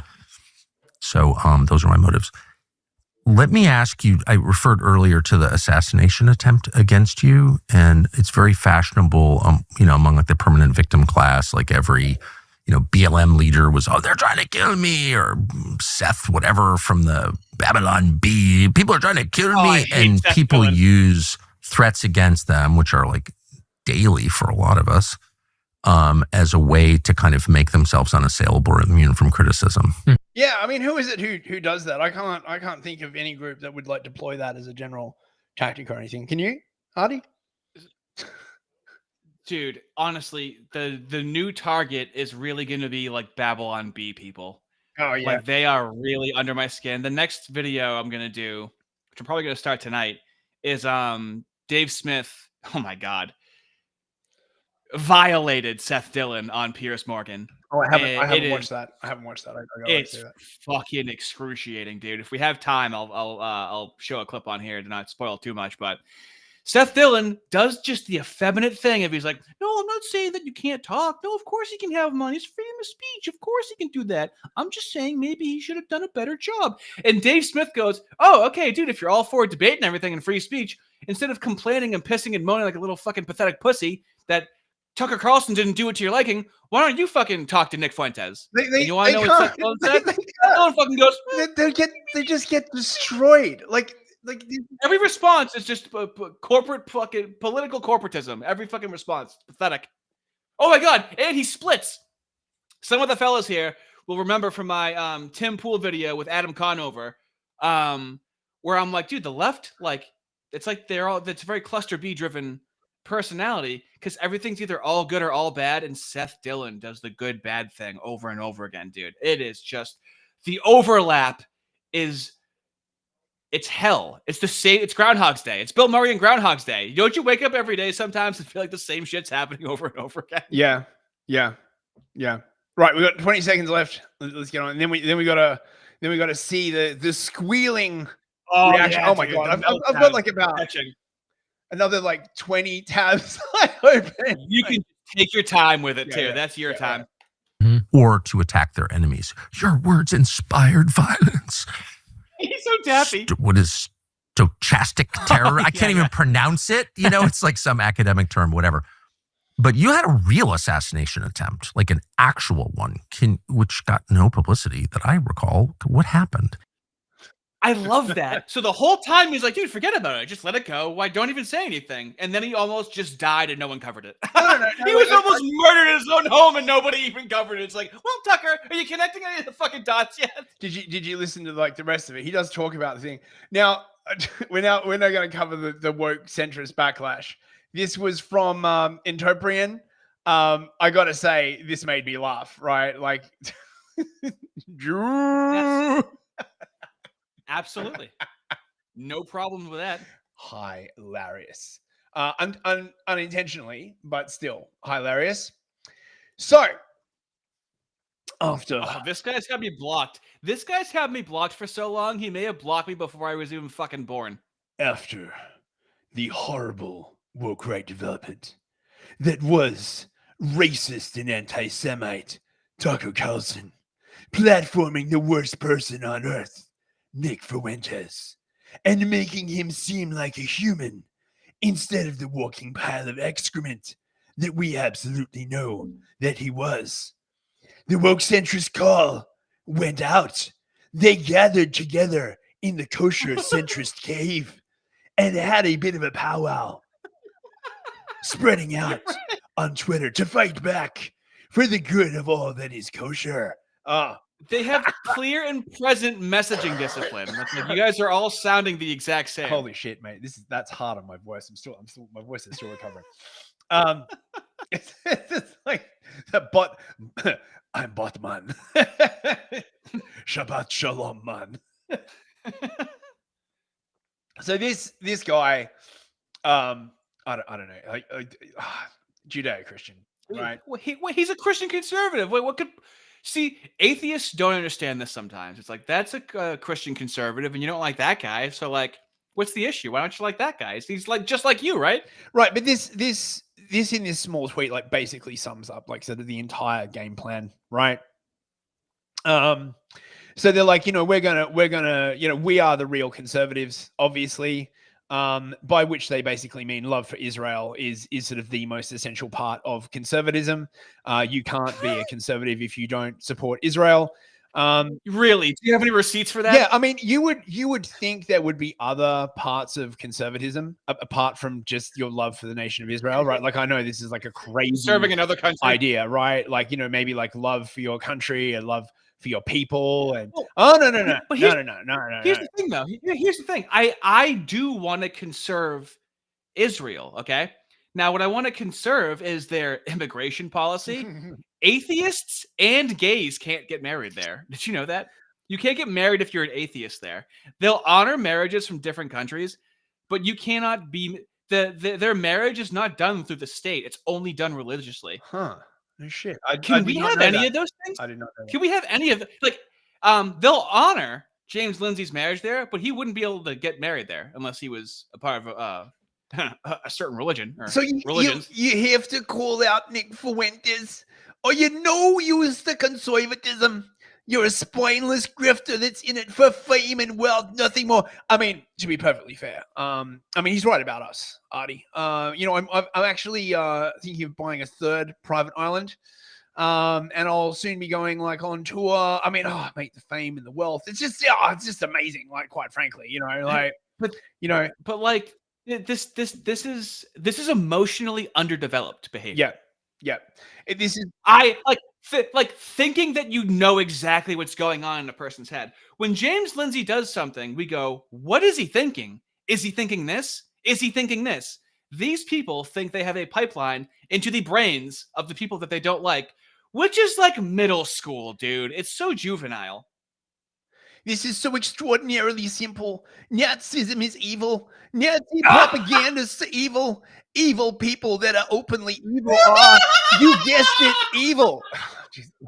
Wow, man, right? Dude, someone give this guy a fucking PhD. Holy shit. The reason why it's so funny is because if somebody just came into the stream now, they would assume that you're doing an impression of a guy when all you're doing is just reading exactly what he said. You can't make fun of that. All you can do is try to accurately emulate it. It's becoming increasingly clown world. It's insane.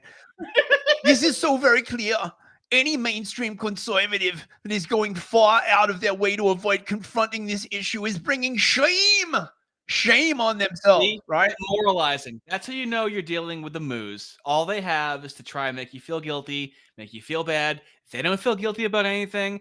They never give 1 inch at all whatsoever. It's all out in the open now. You cannot make us feel bad. You can't. So then the next tactic is to invoke the memory of Charlie Kirk. They've been doing this a lot, right?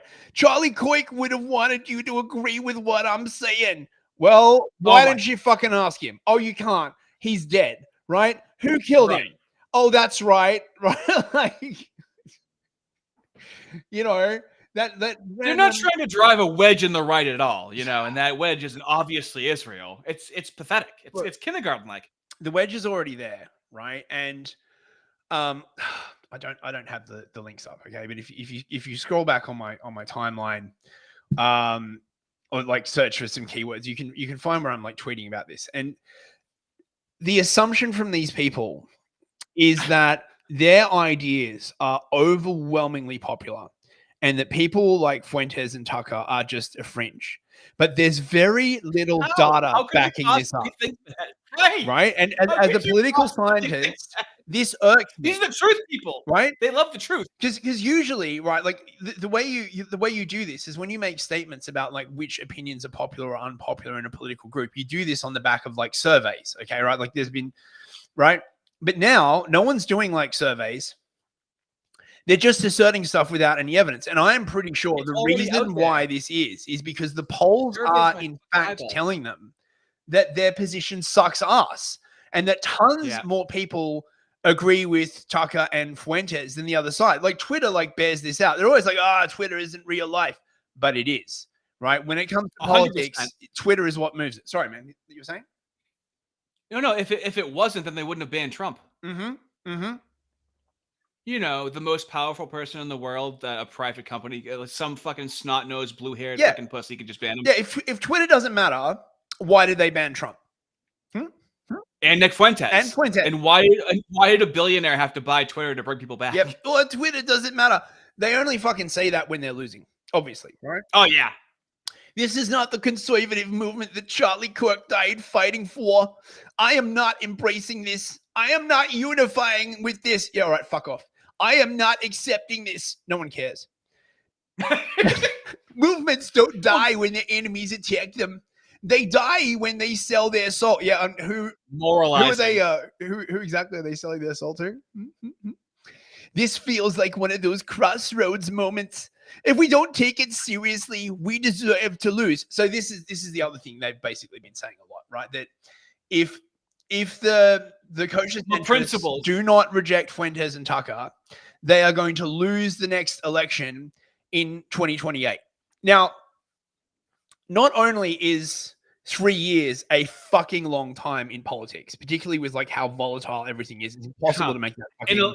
In a liberal democracy, absolutely.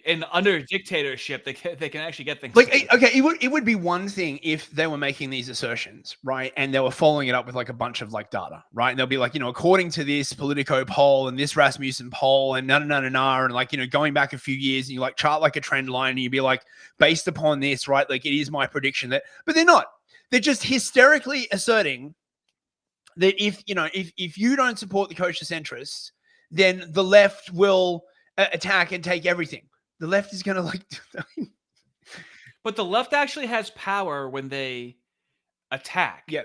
The fucking kosher centrists, it's like a pillow fight. It's nothing. It's your laugh as they're trying to attack you. They don't wield any power.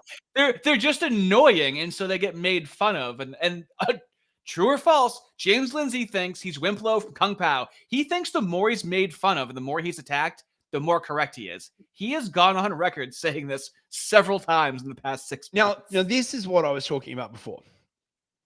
This assumption that they will lose if they embrace Fuentes is, I think, the exact opposite of the truth. I think they will lose if they don't, because Fuentes is the head of a large unified power block at this point, and all of the polling data that I have seen, and it's sparse on the ground, suggests that the ideas that Fuentes embodies are nowhere near as unpopular as they like to make out. So, for example, I found a YouGov poll from 2024. I don't have it on me, but it's on there, saying that 47% of Republicans would vote for someone, a candidate who said that, quote, Mustache Man did some good things, right? 47% of Republicans. Right. Now, the thing is that usually the way these polls are pitched is they're supposed to be like, oh, I can't believe that, there are people among us who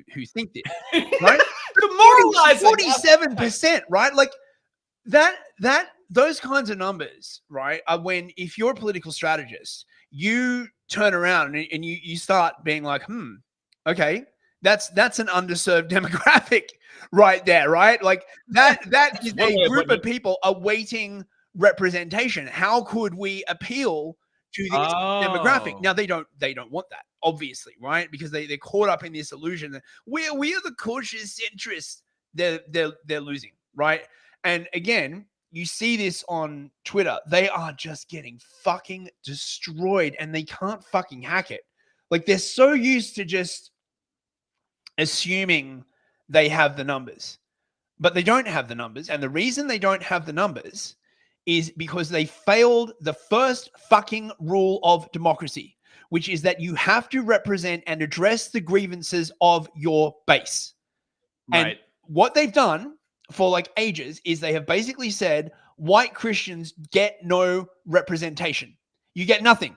Good day, sir. You get nothing. You don't get representation. You don't get your grievances heard. You can fuck off into the sea.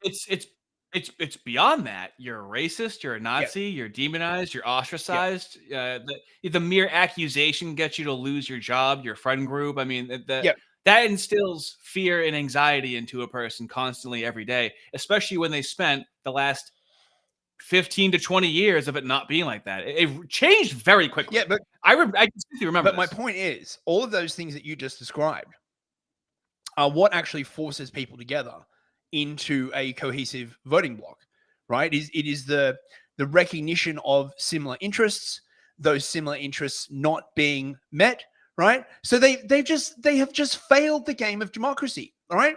You cannot just take a large group of people, cut them out of the political system, demonize them, be like, everybody else. It's the founding fucking stock of the country. It's not even just any group of people. Oh, yeah, no, I know. I know. As if it weren't bad enough. It's like literally the majority stock of the country. The worst. Yeah. They fail. You fail democracy. Good day, sir. So now some of them are coming to Oh, we have a super chats? Oh, we got some super chats. Art and Party for 2 Canadian loonies. If X don't matter, why does Canada's government frantic to rule it? Yeah, precisely. Right. Precisely. And Why, yeah. Nick Nielsen for $2. Great analysis, bros. You guys are killing it. Thanks very much, Nick. Hope to see you on Twitter, man. I do enjoy your tweets. I can't remember anything specific. He gets down. He gets down. He does. He does. Oh, and 15 loonies. Man, that's a lot of fucking loonies. From That's an absolute loony, mate. From Babusk. Democracy is socialism. Yeah. Well, to the It Democratic doesn't feel like Socialist. capitalism. Yeah. The most democratic thing we have is like voting, is like paying for things and with your dollar. That's actual power that you have. Yeah. Yeah. It's like democracy. Democracy is when, right, like we get exactly what we want. You know, right? Like, I mean, it's so weird seeing these people like twist themselves into not. I've replied to like a bunch of these people, and they either, I mean, obviously you don't get notified if you get muted, but I assume a bunch of them are just muting me, right? And I'm just saying, listen, you don't believe in democracy. You clearly don't. If you did believe in democracy, then you would believe that this group of people deserves to have their grievances addressed. But they just don't. They're just like, they're just not. We are not acknowledging your grievances are racist. Like, nigga, we don't care, right? We don't fucking care. Like, but you should be able to steel man the argument, even if you don't agree with it. Yeah. You should be able to, even if they can't articulate it, you should be able to contextualize their argument to where you repeat it back and they go, yes, that's our, but it's such an over the top problem that like, like, should somebody really have to say we don't want fucking 20 million illegals in the country? Like, the problems are boiling over the top at this point. Yeah, they fail so hard. Actually, I've got a tweet that demonstrates. Giga Chad Kroger says, my hard-earned membership is my power. We're going to see how you feel about that tomorrow when I eat my balls in a solo live stream. I am not looking forward to it. Where the fuck is... Oh my God, I've got so many windows open. I've got an excellent tweet that like summarizes this like perfectly. Where is it? Yeah, here we go. Right. This is Dave Green talking to awesome. He's been fucking spitting lately. John William Sherrod, who I believe works for the Babylon Bee, right? Kosher Christian, okay? And he is like, you know, how would you advise that Joel and I address the Groypers given what you know about our perspective on things, okay? Dave does an excellent job of replying, you know, in good faith. And to summarize, conservatives need to come to terms with some truths that pretty much everyone else can see. Collective identity is now a thing. It's not going away.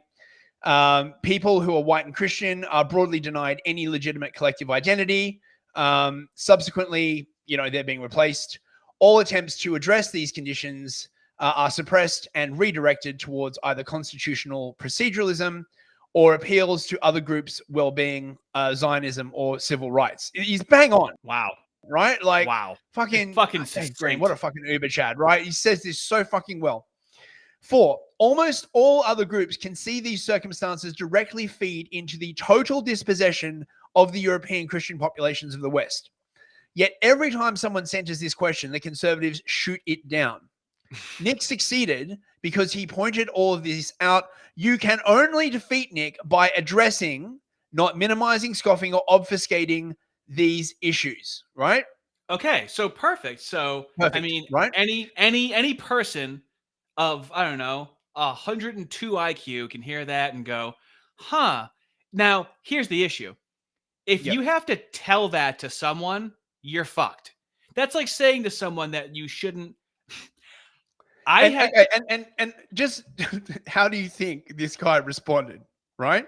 He immediately pivoted back to whether he agrees with these points or not, right? Like, they can't think outside of themselves. No one cares whether you agree with the grievance. It is the grievance, right? Like, it's like, oh, I'm not really sure that I like the framing of that grievance. Nigga, no one cares, right? No one fucking cares. I think it's unhealthy to focus on white identity. Good for fucking you. And this is what it keeps coming down to. I don't think Tucker Carlson should play. No. That's not what it is. It's if Tucker Carlson is going to have Nick Fuentes on, he should responsibly platform him and push back. Good for fucking you. Okay, there's your opinion. So what's next? I am just going to endlessly talk about my opinion like an annoying little bitch. Okay, well, you're going to get made fun of. Oy vey, kvetch, I'm being fucking victimized. That's No, over and over actually, again. the reason why I spend so much time talking about Zionism and Israel is because of the explosion of anti-Semitism, right? I mean, how does that keep happening? How does that explosion keep happening? If you worked somewhere and the building kept fucking exploding, would you go, shit, are we doing something to make this fucking thing explode repeatedly? You'll like this, fucking mate. Give Dave Green a follow if you're not following it. The distributors. He's a good lad. He's a good lad. Okay, fine, says Dave. But don't act mystified why young guys don't buy the conservative line on Israel when you can do the following exercise. Take Zionism and replace it with white or Christian nationalism. Oh, no. Take Moos or Moodaism and replace it with white or Christian. Take Israel and replace it with any all Western countries. This will transform any statement conservatives make about Israel into a sentiment that you call Nazi. This double standard will not fly. Hold on. What a fucking uber Chad. Did John respond to this?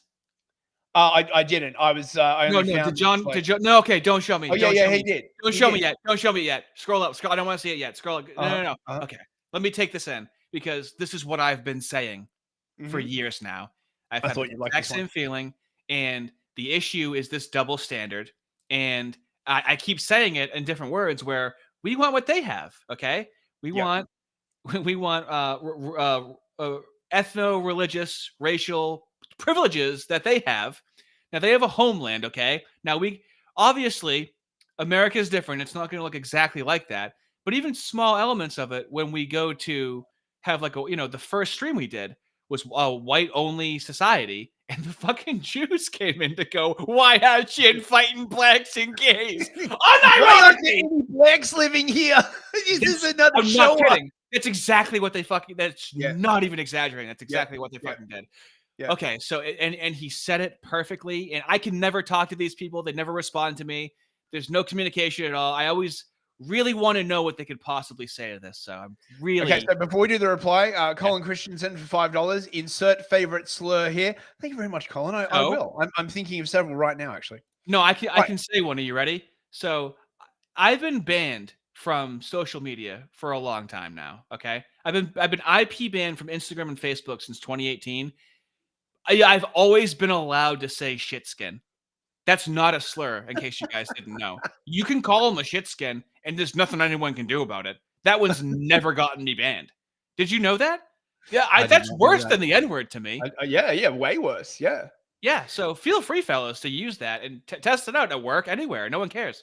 So John Sherrod comes back, and again does exactly the same thing. It's about what he thinks. He's like a Roomba bouncing into a wall over and over again. I don't think Jewish and white are categorically the same type of thing. Oh, so this gets to part of the issue. As far as Christian nationalism goes, we need to pause that out. Since different people mean different things when they use it. It's too complicated. It's too complicated. I want an American populace that is Christian. It's complicated. What kind of Christian? We know what kind of Christian he's talking about, right? Which will lead to more Christians in politics. Yeah, what kind of Christian? It's like that scene from like Civil War. Someone should do like an edit of that where instead of a rifle, he holds up like a cross. And he's like, what kind of Christian are you? Hold on. I'm sorry. Aren't there so many different kinds of Jewishness? Is there really one? Why is he acting like there's only one kind? Why is he only levying this? All they have is a whataboutism. That's all they have. Yep. But I do not want a Calvinist nation that goes around punishing heresy or compelling conversion. Now we're in the weeds. No one's fucking talking about that, right? And no one gives a fuck what you want. But if someone wants to set one up in their own country somewhere else, then I'm happy to let them run that experiment elsewhere. He's happy to let them. Well, how magnanimous of you. Wow, that's like amazing. And Dave Green just comes back. You aren't listening. You're just trying to game the language to not see the double standard under your nose. And he's absolutely right. This is how it has to be addressed. Okay. So we're kvetching. Oh, that We've was got more kvetching. It really is talking to someone that's trying to not understand what you're saying. Yep. Stop anti-Semitism. Holy shit, dude. That was 1 like and 22 comments on fucking John Sherrod fucking said, dude. Yeah. He's just getting ratioed into fucking oblivion, man. Like, yeah, that's a tough one. Insane. So stop anti-Semitism. Tucker Carlson will be the demise of the Republican Party. Oh my God, you'll rue the day. You'll all see. You'll rue the day. Is that a threat? This man must be ostracized from public forums, insider circles, and every place in between. He must be shut down. We must shut it down. Oh my God, it's like just the stereotype, right? Otherwise, the GOP will morph into the radical abyss like the Democrats have after failing to rein in AOC, Tlaib, Omar, and the ilk. Yeah, it's exactly the same. It's like it's 1-to-1, right? It's always metaphors and figurative language. It's always non-literal. The radical abyss. Like what? Like what are you imagining? What communication is? You're seeing something in your head, and I can get an idea of what you're seeing in your head. You can do it with words, any variety of communication. I don't know. No one knows. That's why it's a boogeyman. What radical abyss are you talking about? What do you think is going to happen? They never have a response to it. It's maddening. Oh my God, I've got so much stuff. Awesome. Let's fuck our way through it. We've got Andrew Clavin and Clavin Maven. Oh yeah, dude. Dude, Andrew Clavin is a moo. I just learned he's a moo with a gay son. I want to play this Clavin. Oh, he's got a serious voice going right now. This motherfucker is such a fucking heretic, right? Like, honestly, dude, right? Like, he converted to Christianity at 49, so he had 48 years of moodyism in his veins, and it magically left just before he turned 50. Okay. This is the most heretical thing I think I've ever heard, right? Like this is so goddamn fucking offensive. I can't. I know you're not a Christian, Artie, right? But like, dude, like. But like, this is what an atheist would say to try to make you mad, right? Like, this is just pure antagonization. Yeah, I'll have things to say about this, bro. Let me tell you what the Holocaust was, and this will drive some of you crazy, but it's true. The Holocaust was the crucifixion on IMAX. It was for those who missed the point the first time that this is who we are. This is who people are, that we will take God. If you don't think that Jesus bled when little children were led into a gas chamber, you don't know who Jesus Christ is. I don't care what you say. I don't care how many times you tell me Christ is king. You do not understand what is going on. You know, when you pour... Can you unpack that for me? Because I don't quite understand how it's IMAX. Honestly, it's a tenuous correlation that's confusing. I will unpack that for you. Thank you. So, up until Nostra Aetate, where the Jays got a hold of the Catholic Church, it was accepted that Jesus sacrificed himself voluntarily on the cross for the sins of all mankind, right? Mighty nice. He made a choice to die as a self-sacrifice to get around the sacrificial law that had been in place. Oh, then Nostra Aetate comes in. He right? fucking got around their rules, dude. And no wonder why they hate him so much. Actually, if you think about it, didn't we all kill Jesus, really? Right? It wasn't any particular group of people. It was everybody who killed him, right? So, point of fucking heresy number one. Okay? You can't really blame anyone. Now, again, it doesn't say in the Bible that everyone killed Jesus. It says in the Bible a particular group killed him, right? The immediate rewriting of history is really just undervalued sometimes, dude. It's incredible. This is not open to interpretation, right? This is not like vaguely stated in the Bible or any shit like this. Like this is very, very clearly fucking stated. Okay, right? Fuck. So he's basically, he's like, the Holocaust was the crucifixion on IMAX. For those who didn't get it. So firstly, IMAX. Okay, yeah. The Jays did not voluntarily sacrifice themselves in the Holocaust in order to save mankind. What the fuck is wrong with you? Right? Like, put down your fucking crack pipe. Like, mate, I hope... Yeah, they were all willing participants. They all consented. Oh my freaking God. And also... Isn't that denial? Isn't that an act of denial that they wanted it? And also, They were not God, right? Like, I'm sorry, okay, but none of those people who died were the literal incarnation of the divine. What were they wearing? They were asking for it. So you can suck it. And this on IMAX for the world to see. It's like, dude, it wasn't even called the Holocaust until like the 70s. Okay, this has gone through so many rewritings historically that you can follow. So what is it? Google NViewer, where it shows you like terms that are searched over time and different articles and stuff. Google NViewer is like when you like look at Memphis. From like Google NViewer is it's literally just my Google. Yeah. Oh my god, this fucking really like this really it is like, oh, I know this will piss you off. What? Because you're just about to like offend every single fucking Christian on earth, right? You know, but like on IMAX. Oh my god, it's like a spectacle. It's like IMAX. Now Fuentes actually does a really, really good rebuttal to this, which I think we should play, because in his shows afterwards, Fuentes has been like quite vocal, and Cleveland was clearly unprepared for the amount of pushback that he got for this. A lot of them seem really unprepared, don't they? They seem very tone deaf with what they're saying. So you know how they like to. I've been hearing this a lot. That the Christian revival that's going on at the moment, it's not sincere. Yes, it is. It is sincere. It's serious as a heart attack, you motherfuckers. Right? Like you have displayed for everyone to see the existence of existential evil.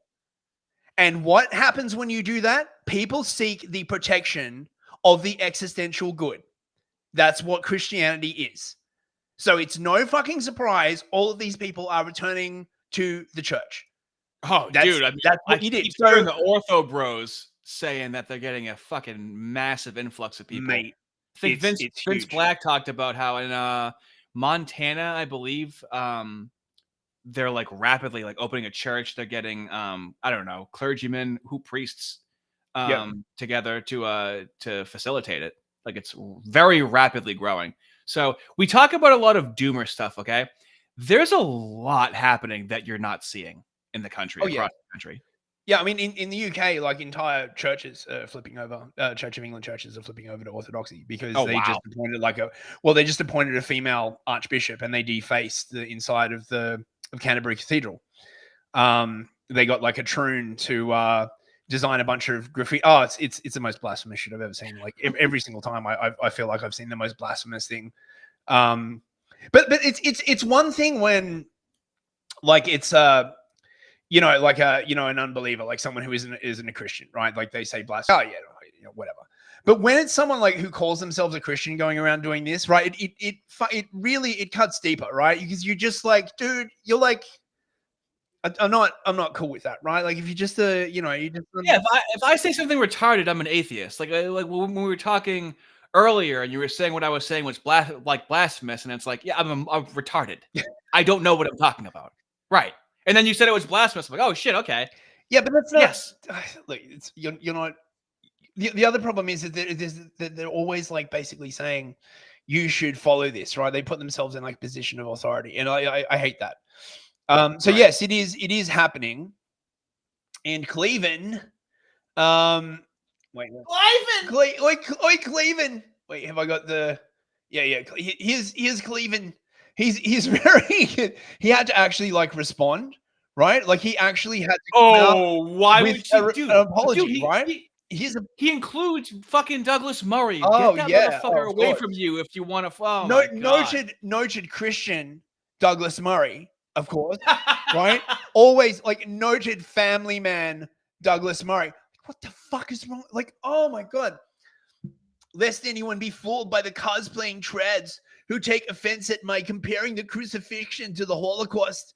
Let me remind you that St. John Paul II called Auschwitz the Golgotha of the modern world. Nigga, I'm not a Catholic. Real quick, right? You can shove it up your fucking ass. And I'm pretty sure that all the Sede Vacantis, like the trad cats, also do not give a crap what John Paul II, right? Like Catholic bros, sorry if I just did a blasphemy at you. I still regard you as like my friends, but like Nostra Aetate and Vatican II, like I can't be having that shit, right? But But also, this is a leftist tactic where it's an appeal to authority. Yeah. This person said this about it. Good for fucking him. Exactly. Is he infallible? This is what the left does all the time. The left will literally say, well, Nick Fuentes said this, and Dave Smith talked to Nick Fuentes. Like, Well, okay. technically, the Pope is infallible under Catholic doctrine. So Well, right, well, yeah, that's yeah. I know, but that is weird though. That like, you have a man be infallible. Isn't that kind of odd? I could probably do. Sorry. I could literally probably do an entire history podcast on the arguments that the Catholics had over like whether the Pope is infallible or not. And I'd probably not do like an awesome job because I'm not a Catholic, but it has been a source of considerable back and forth and tension, right? So when Colin Christensen with $5, Moose be like, "We was Jesus times 6 quadrillion." It's literally right, like it's literally like that, man. It's like, dude, 2.5 hours into this, it just becomes so fucking you ridiculous. think Jesus suffered? Have you ever been to Auschwitz? It's like, dude, like just oh my god, give it a fuck. We can't have any IMAX. It was like being at a drive-in movie theater. It was even bigger. Fuck off. Oh my god, right. So apparently, like, you know, John Paul II, he prays at Auschwitz, calls it the Golgotha of the modern world, taking particular note of the Hebrew inscription that awakens the memory of the people whose sons and daughters were intended for total extermination. Yeah, what about all the fucking like whites that have been killed by mass immigration? You gonna make an inscription for them? You gonna fucking pray for them? No, of course you're not. Dude, right? Because you know, 48 years is a move. 48 years is a move, bro. Okay, you can't just get rid of it that quickly. I was not, of course, trying to make some qualitative comparison of the evil of the two events. Yes, you were. Yes, you were. You absolutely were. Don't try and back out of it now, you bastard. Because that would be a conversation for idiots. Oh, nice. Right, you know, just call like, you know, half the Christian world idiots. Yeah, like keep going, son. See how that's going to work out for you. Mind you, this is his apology. Yeah, I know, right? This is him shooting for an optical win right now. I was merely pointing out what I know to be true. The obsessive hatred of Jews is always a substitution for the hatred of God who chose them and came to all through Christ. Oh, fuck off. Just right. So okay. So anyone who criticizes like Israel, they hate God. No, they just keep going, man. Right? Like you've now basically offended like, you know what, 3/4 of the Christian world. Please, like, keep going, man. Can you get like the full deuce? It's death, taxes, and moo rhetoric. The wonderful Douglas Murray is fond of quoting the fine novel Life and Fate. So as this atheist is fond of quoting from this novel, right? Not a Christian quoting from the Bible. That'd be a bit too fucking outre, right? Yeah. Tell me what you accuse the Jews of, and I'll tell you what you are guilty of. Wow, that's like amazing. You know, I just learned that I'm guilty of encouraging mass immigration. That's amazing. Wow, I didn't realize. Fucking hell. But like, how mooish of a tactic is that? Whatever you're accusing the moos of, that's what you're doing. Like, just think of how abusive a person is. Yeah, that will say. Yeah, that. it's like whatever. Like massive you're infallible. How is that not the ultimate satanic act of you yourself being infallible? You are guilty of whatever you're accusing me of. Chief among these accusations is the deicide, the killing of God. Those who scapegoat the Jews are trying to shuffle off the guilt for that on them, but it belongs to us all. Not according to the Bible, it doesn't. Read the fucking Bible. It's very, very clear, right? Like, I don't know what version of the Bible you're reading, man, but like, it's there in black and white. Thus, the Holocaust becomes a reenactment of the event. No, it doesn't. No, it doesn't. Right? Like, so basically, right, like this is what Holocaustianity is. Wait, we got a couple of super chats. Big Chris for $5. Small critique. Thank you, mate. Most Christians in the US are Judeo-Christians. They're also the most armed people on the planet. Is it wise to insult them? I don't know, mate. Right? Like, it is what it is. Well, the Christian part of them would use those guns for defense. I don't know what the other half would use them for. I can only express my faith, mate. You know, it is what I am. F and Dave for $10.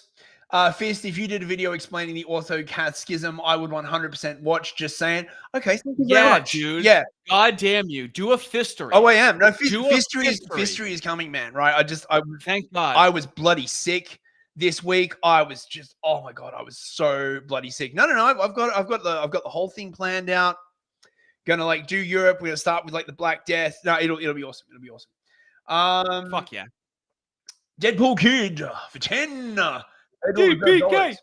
I'm not deeply religious nor denominational because I'm skeptical of institutions. Yeah, I feel you on that one. Honestly, Same. right? Very much same. That's a huge reason why I'm an atheist. But still in Christ. But when I saw the Church of England defaced as an American, I wanted to go on a crusade for England. Oh, mate. Fuck it. Yeah. Like, thanks, Deadpool Kid. Like, mate, I just... that event literally caused the Anglican Church to schism, right? Like that was just the last straw because most of the Anglicans are black and they're like, we do not eat the poo-poo. You know, what is this heresy? We are not putting up with this, right? Like you know, like the base blacks, like the Nigerians and stuff like that, like not the crazy like hood, Well, no, I understand what DBK is saying because I felt something similar with the church burnings in Canada, where I'm like, Jesus, these fucking people just have. And then of course the left comes in to go, we don't know who burned down the churches, even though they're fucking defacing them. And it's over a lie in the first place about the fucking the charter schools, the residential schools. Yeah. Okay, so maybe we should move on to Vance because we only got 25 minutes left. I got distracted, kvetching about. Absolutely, I told you can just wail, just wail. You had a lot in you, dude. I understand why the Andrew Clavin thing was fucking eating at your skin, though. Mate, it feels so good. Just come on, bro. Now I know this might piss you off, but God was covered in shit. I'm a Jew. That actually pissed me off a lot. To be offensive, right? Like, oh my God, right? So there's endless kvetching about Mark Levin is like in on it. Josh Hammer, Seth dude, they Dillon. all start warm. I fucking hate Seth Dillon, dude. Oh my God, what is this? Do you want to listen to a bit of? Now I want to hate somebody. Okay. Well, this is Seth Dillon on the. I'm gonna fucking lose it. All right, I'm gonna lose it. Go ahead, do it. Well, let me just be clear about where I'm coming from on this, because a lot of people have tried to misconstrue and dishonestly portray me as being in favor of censorship, which, no one's more against censorship than I am. I have fought for free speech every step of the way. I fought for free speech, not just for myself and for my own company, but for people who I disagree with, people who I think have terrible ideas, people who bad ideas. A lot of people would like to see censored. I have gone on record saying I would like to see their voices in the public square because Piers is letting no people one suck should be their able own to fucking decide what dick you're allowed on to say TV and what now. you're not allowed to say. As long as your speech is lawful, you should be allowed to talk in the public square. Yeah, And we so, know. I was one of the first ones and one of the most vocal ones who was coming out in favor of Nick Fuentes being Pause it for a restored on second. Twitter when he was suspended. Yep. That was 45 fucking seconds of fucking nothing. He didn't fucking. We're almost halfway through, and he's like, and now I'm like, yeah, I'm not saying that. Okay, what is your point? The prefacing, dude. Somebody said it in chat earlier. The fucking endless prefacing before they fucking say something. Yeah. And they're just laying on the ropes until their fucking time expires. Yep. Oh, this guy's really starting to piss me off. And I did that for a reason. It was on principle. It's not because I like what he has to say. It's because I love that he has the right to say it. And so, defending that right is very important to me. And so it's not a matter of, we know. Should he be allowed to speak? I feel like there's a but coming up here somewhere, but it's going to be like a minute and a half of prefacing before he gets to the but. It's like the left. They want to just wear you down. And then when they finally say what they said, you don't care anymore. This is what this tactic is. Everyone in the chat is like, but. Dude, the fellas are so in we tune. want to lay bets on like where the but is, chat. It's like being in a gay bar. Like, where's the butt? The fellas are so fucking intuitive. Of course he should. Sit down with him, have an interview with him, have a conversation with him. That's fine. But challenge and confront the things that he says. If you disagree with his ideas, if you think that he's got some bad ideas or he has some beliefs that you don't share, challenge him on that, confront him on that. Is he talking to a That's how, kindergartner that's right how now? the marketplace. I feel like he is. Like, does it feel condescending? Like, yeah, I know I can disagree with somebody. Tell me something I don't fucking know. Everything he's saying is everything everyone knows about being a fucking liberal, growing up in a fucking liberal society, dude. I can't stand hearing the same thing over and over again. Yeah. And then he acts like he made a point, and if you go to interrupt him, what do you think he's going to say? I'm not finished. Can I finish saying my script? When he's not saying anything, dude. Place of ideas. Oh really my works God. Is when you have the bad ideas and the good ideas come together and they clash. Bad and good. And so if you're not willing to do that, if you're it's the marketplace of ideas. Some ideas are bad and some ideas are good. Did you know that? You fucking idiot. Did you realize that? Yeah, we have a marketplace of ideas, but we have to make sure that that marketplace is very carefully stocked, right? And so whoever runs the marketplace of ideas, right, like make sure that, right, you can like browse the ideas, right, like graze like a fucking ruminant, like a sheep, right, and make sure that, you know, there aren't any spicy ideas that might give you indigestion. I fucking hate this frame. We're at 1 minute and 23 seconds out of 2 minutes right now, okay? What the fuck has he... It's all platitudes, and it's all, yeah, like, we should be nice to each other, okay? Now, if somebody isn't nice to somebody else, I'm not saying to put him in jail, okay? Of course, now, if they do something... Now, hold on, before you get started. Now, if it's against the law, now, obviously, if it's against the law, for example, if... What am I saying? Nothing! Over and over again, dude. This is all they do. And I went through it on the left for fucking years. And then I'm like, okay, let me go to the fucking the liberals and whatnot. And I'm like, liberal? Like a fucking moron. I'm like, that means free speech and we all talk about things. It was not like that at all. It's only on the right wing. You have to be right wing. We like liberalism. We like free speech. That was me this year. Yep. You have to understand, I wasn't on this right wing arc in all of 2025. This is still new for me, and I have a lot of fucking resentment towards these people, dude, because of how much time they made me fucking waste by making me think there was something behind what they were saying. Just having people on and saying, and you know, for the sake of free speech, I'm going to have this conversation, but I'm not going to challenge them. You know, well, in that case, all you're really doing Not is challenge them to your liking. Is normalizing or mainstreaming more radical and extreme ideas without them getting. What the fuck are you gonna do about it, you fucking faggot? What the fuck are you gonna do about it? Yeah, that is happening. And then Nick's gonna come over and fuck your wife and she's gonna have his kid. What the fuck are you gonna do about it? I fucking hate this guy. But he's so nice and he's calm the entire time. I just love the way they always frame this, right? As though it is never events on the ground that is driving the discourse in this way, right? It's like actual reality just exists in a completely separate room, right? And people, like, the only reason why discourse would start trending in a certain direction or getting more extreme is because they allow extremist actors to say stuff, right? Look at what the fuck is actually happening around you. That is why people are saying this shit. Like, I swear to God, it'd be like the entire like neighborhood is on fire, right? And people are running around with machetes, like killing people, and be like, oh yes, we wouldn't want to, like, you know, let extremist voices into, like, you know, with the Mongolians at the gate. I love that. I love that when you do that one, dude. It's fucking yeah. The pushback and the confrontation that they deserve, and the only assumption, you know, that the only conclusion that we can draw from that is that you agree with those ideas if you're not willing to challenge them. So this is the fucking. If I can't find a reason, then it must be racism. This is a of the gaps argument. Right. So if he's too fucking stupid, Babylon B, so clever and funny, right? Well, he's pretty off the fucking clock right now, just like fucking Joel is, because he's like, since I can't think of anything else, which, mind you, I've watched this 38-minute fucking conversation about 3 times already. Dave Smith does unbelievable fucking rebuttals to him. But since he can't think of anything else, then he must agree with him. It's like, well, maybe you're retarded, and maybe he's just listening to what he's saying. And if you, oh my God, dude, Dave Smith says it so perfectly. He's like, okay, then you fucking talk to him. And he just ignores that. He'll never talk to Nick Fuentes. He doesn't want to do anything. He wants things to go through some sort of social bureaucracy, okay? The last thing he wants to fucking do is wield any power and fucking do anything about it. All he has to do, it's what Sargon does. I'll never stop saying it. It's what Academic Agent does sometimes. play the video of the person it's what I do. Play the video of the person you disagree with. When they say something that you disagree with, pause the video and comment on it.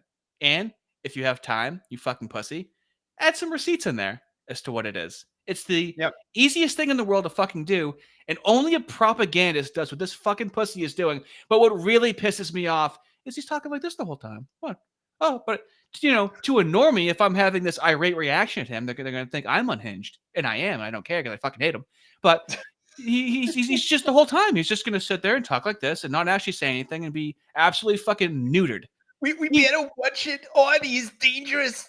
He's got opinions. Oh my god, he might wield a sharp opinion. He stab somebody with that opinion. Oh my god. I hate that. I hate the acting nice.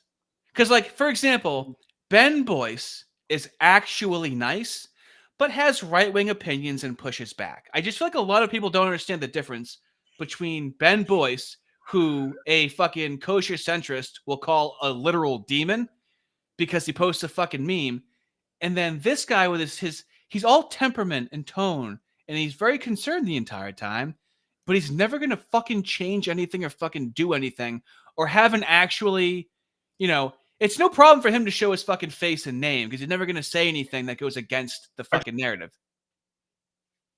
Okay, I'm done. That felt good. This is important. What? You cut out. Baboosk! For 2 fucking loonies, mate. Jesus Christ. They play this at the retirement home. Exactly, dude. Exactly. We back? We back? Yeah. Right.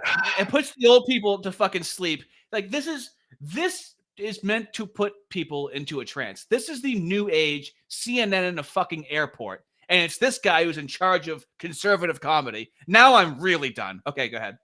Right. Let's move on to Vance. Okay. Now, we have to include Vance. Yep. Okay. Now, this is crucial. They're basically trying to launch a new op against Vance because he did not support Israel hard enough, which, the definition, of course, of hard enough is like, well, how hard have you got? Okay. Now, Vance was recently at Turning Point USA's event. I believe this is like the first big event they had since Charlie Kirk was killed. So it's very symbolic. Now, a bunch of white Zoomers turned up. And can you believe it, Artie? They asked questions about Israel. Oh my God. The questions, the worst things like ever happen. Why do you suppose? Where do you think they're getting that idea from? It couldn't be from X. X is just social media. Social media, right? Doesn't reflect real life. Where do you think this resurgence of criticism of Israel could possibly be coming from? I wonder. Doom Jackoon for $10 has leftism had any good ideas? When we win, will there be room to incorporate anything from the left, or is the solution to be as far right as possible? And I would say as explicitly far right as possible and explicitly anti-leftist. Yeah, I would say anti-leftist because the left is all subversion. It's all playing with language. It's all fucking effeminate, feminine fucking games that they play. So like whatever they say, you can't trust it. So I guess you would have to try to implement some of their ideas in an honest right-wing way, but it ceases to be leftist at that point. Yeah, I can't really think. I wouldn't say that like universal healthcare is leftist. That could easily be that these are our people and we have to take care of them. Yeah, that could be a nationalist standpoint. Yeah. So Yeah. it would be really. I could be persuaded, but I can't really think of anything leftist. Okay, so that I would prefer. Okay, so let's get on to the Vance clip. This lad asks him about whether Israel is controlling Trump. Now, I mean, just the fact that they're even asking this question shows how far we have got. This is a question directed to the Vice President of the United States. That's a lot of people that have to be re-educated. My God, right? Israel, sometimes they have similar interests Turn it in up. the United States, and we're going to work with them. In that case, sometimes they don't have similar interests in the United States. In this example, the most recent Gaza peace plan that all Can you of us turn it have up? been working on very hard for the past few weeks, the President of the United States could only get that peace deal done by actually being willing to apply leverage to the state of Israel. So when people say that Israel is somehow manipulating... Oh God, you can barely hear it, can't you? Yeah, is it on full Yeah, volume? it's on full volume. I even turned it up. It's fine. Just play it and recategorize it. To paraphrase what he said. It's I can hear it. Okay. It's just not super loud. So just play it and then yeah. President of the United States. They're not controlling this president of the United States, which is one of the reasons why we'd be able to have some of the success that we've had in the Middle East. Now, you ask about, sort of Jews disagreeing with Christians on certain religious ideas. Yeah, absolutely. It's one of the realities is that Jews do not believe that Jesus Christ is the Messiah. Obviously, Christians do believe that. Oh, you can't say that, JD. Did you just make a distinction between the Jews and the Christians? Oh, I'm pretty sure the thing that the Moos do all the time. Yep. No. They do it to us. We're not allowed to do it back, right? You know what I'm saying? Some significant theological disagreements between Christians and Jews. My attitude is, let's have those conversations. Let's have those disagreements when we have them. But if there are shared areas of interest, we ought to be willing to do that too. For example, one thing I really, really care about is the preservation of the Church of the Holy Sepulchre in Jerusalem. Christians believe that is the site where Jesus Christ was crucified, and also that his tomb is right there as well. My attitude is, if we can work with our friends in Israel to make sure that Christians have safe access to that site, that's an obvious area of common interest. I am fine with that. What I'm not okay with is any country coming before the interests of American citizens. And it is important for all of us, assuming we're American citizens, to put the interest of our own country first. That's what we're going to do. That's what we try to do every single day, I promise you. Okay, sorry about the... How dare he be self-interested? Oh, mate, right. I mean, this is a massive Israeli L, right? Not only did he reiterate that there are differences between Christianity and Judaism, but when he went to Israel, he did not kiss the wall. He went to the Church of the Holy Sepulchre and he prayed like a Christian, right? And then he's basically saying, and he said this in another question as well, that Israel is just another country. And, if we have interests that align, we'll work with them. And if we have interests where we don't, we won't. And he said that, his major concern is the preservation of the Church of the Holy Sepulchre. Now, this is miles away from what the kosher centrists want, which is like, oh, yes, Israel will just do whatever you want. Like, you're so much better than we are. Like, how can we help you? Like, no. This is, this is a significant departure. Actually, here we go. I've got this one as well. Hang on. Sorry about the volume on that, guys. I'm a Christian man, and I'm just confused why that there's this notion that we might have owe Israel something, or that they're our greatest ally, or that we have to support this multi-$100 billion foreign aid package to Israel to cover this, to quote Charlie Kirk, ethnic cleansing in Gaza. I'm just confused why this idea has come around, considering the fact that not only does their religion not agree with ours, but also openly supports the prosecution of ours. Yeah, so... Did you hear the applause? Yeah. As well, right? For that question? Like, oh my God, mate. Oh, this is very, very, very bad. You don't think Kamala Harris would have been asked this question?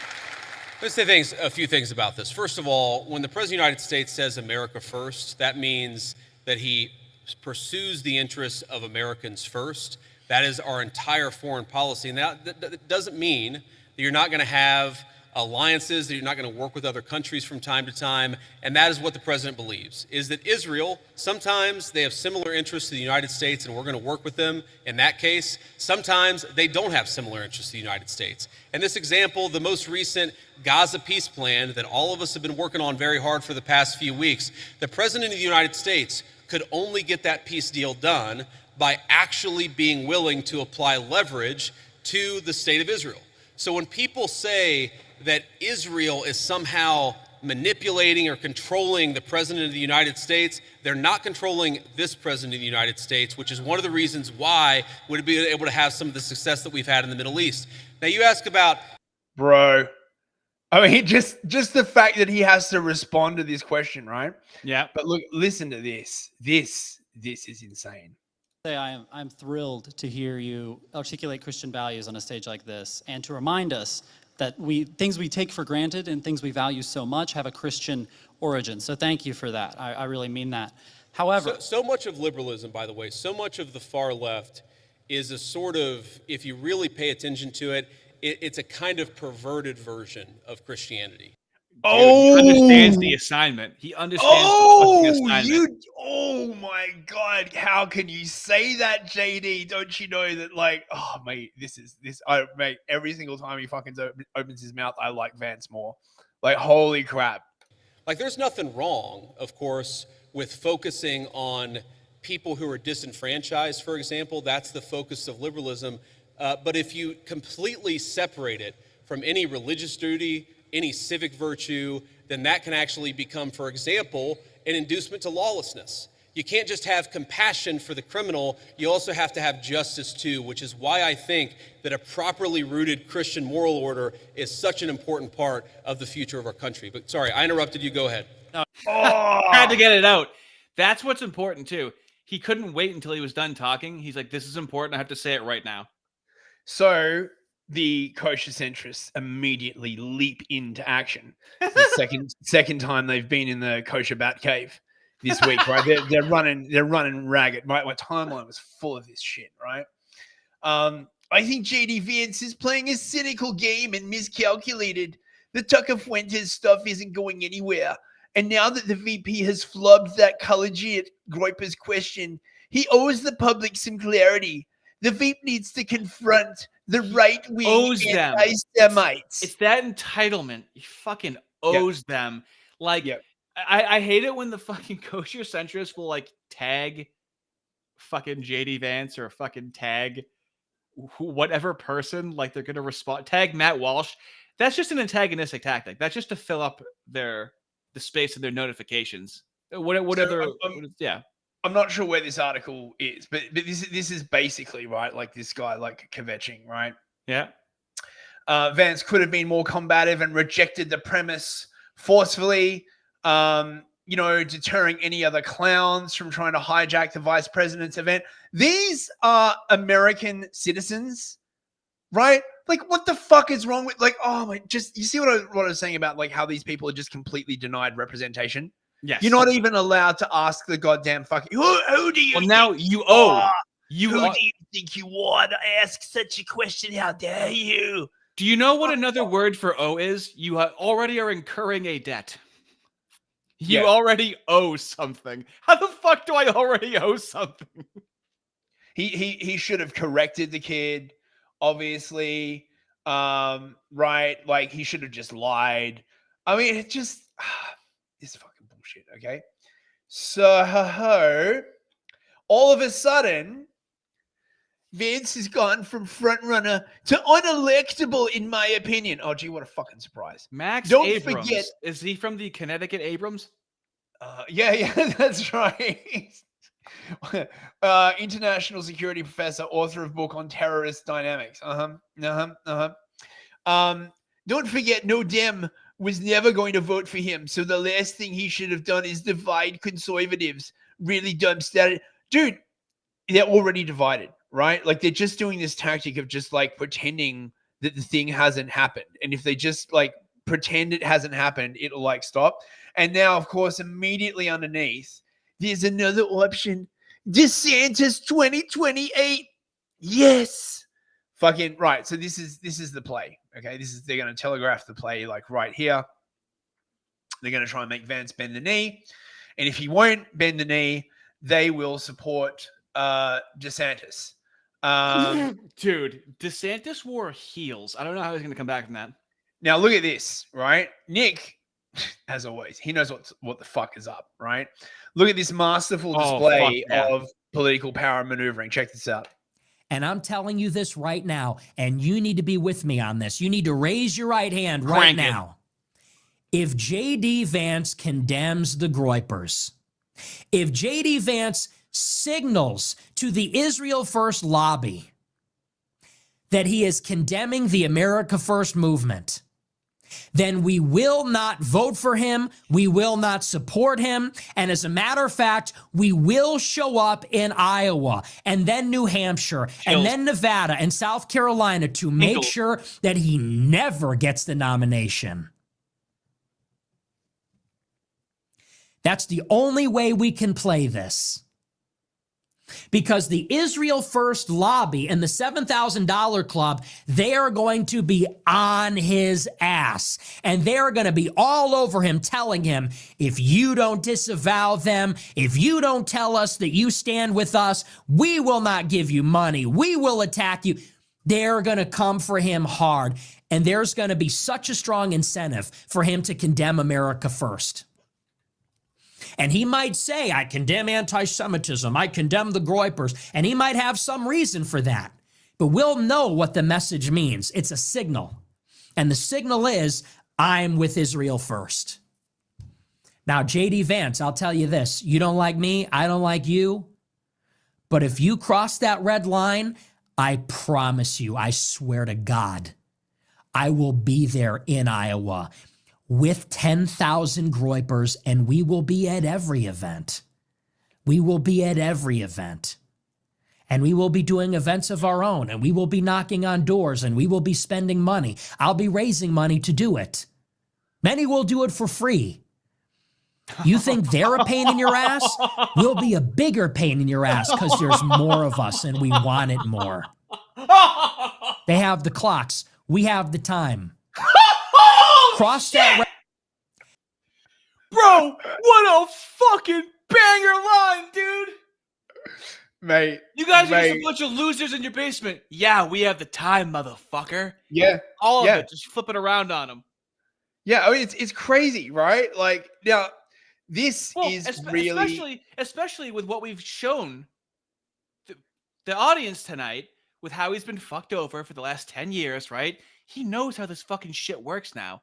He was young, dumb, and full of fucking cum, and it's just stab in the back, stab in the back, stab in the back. So now he's like, before it even happens, motherfucker, at the height of his popularity, this is a warning. Oh, dude.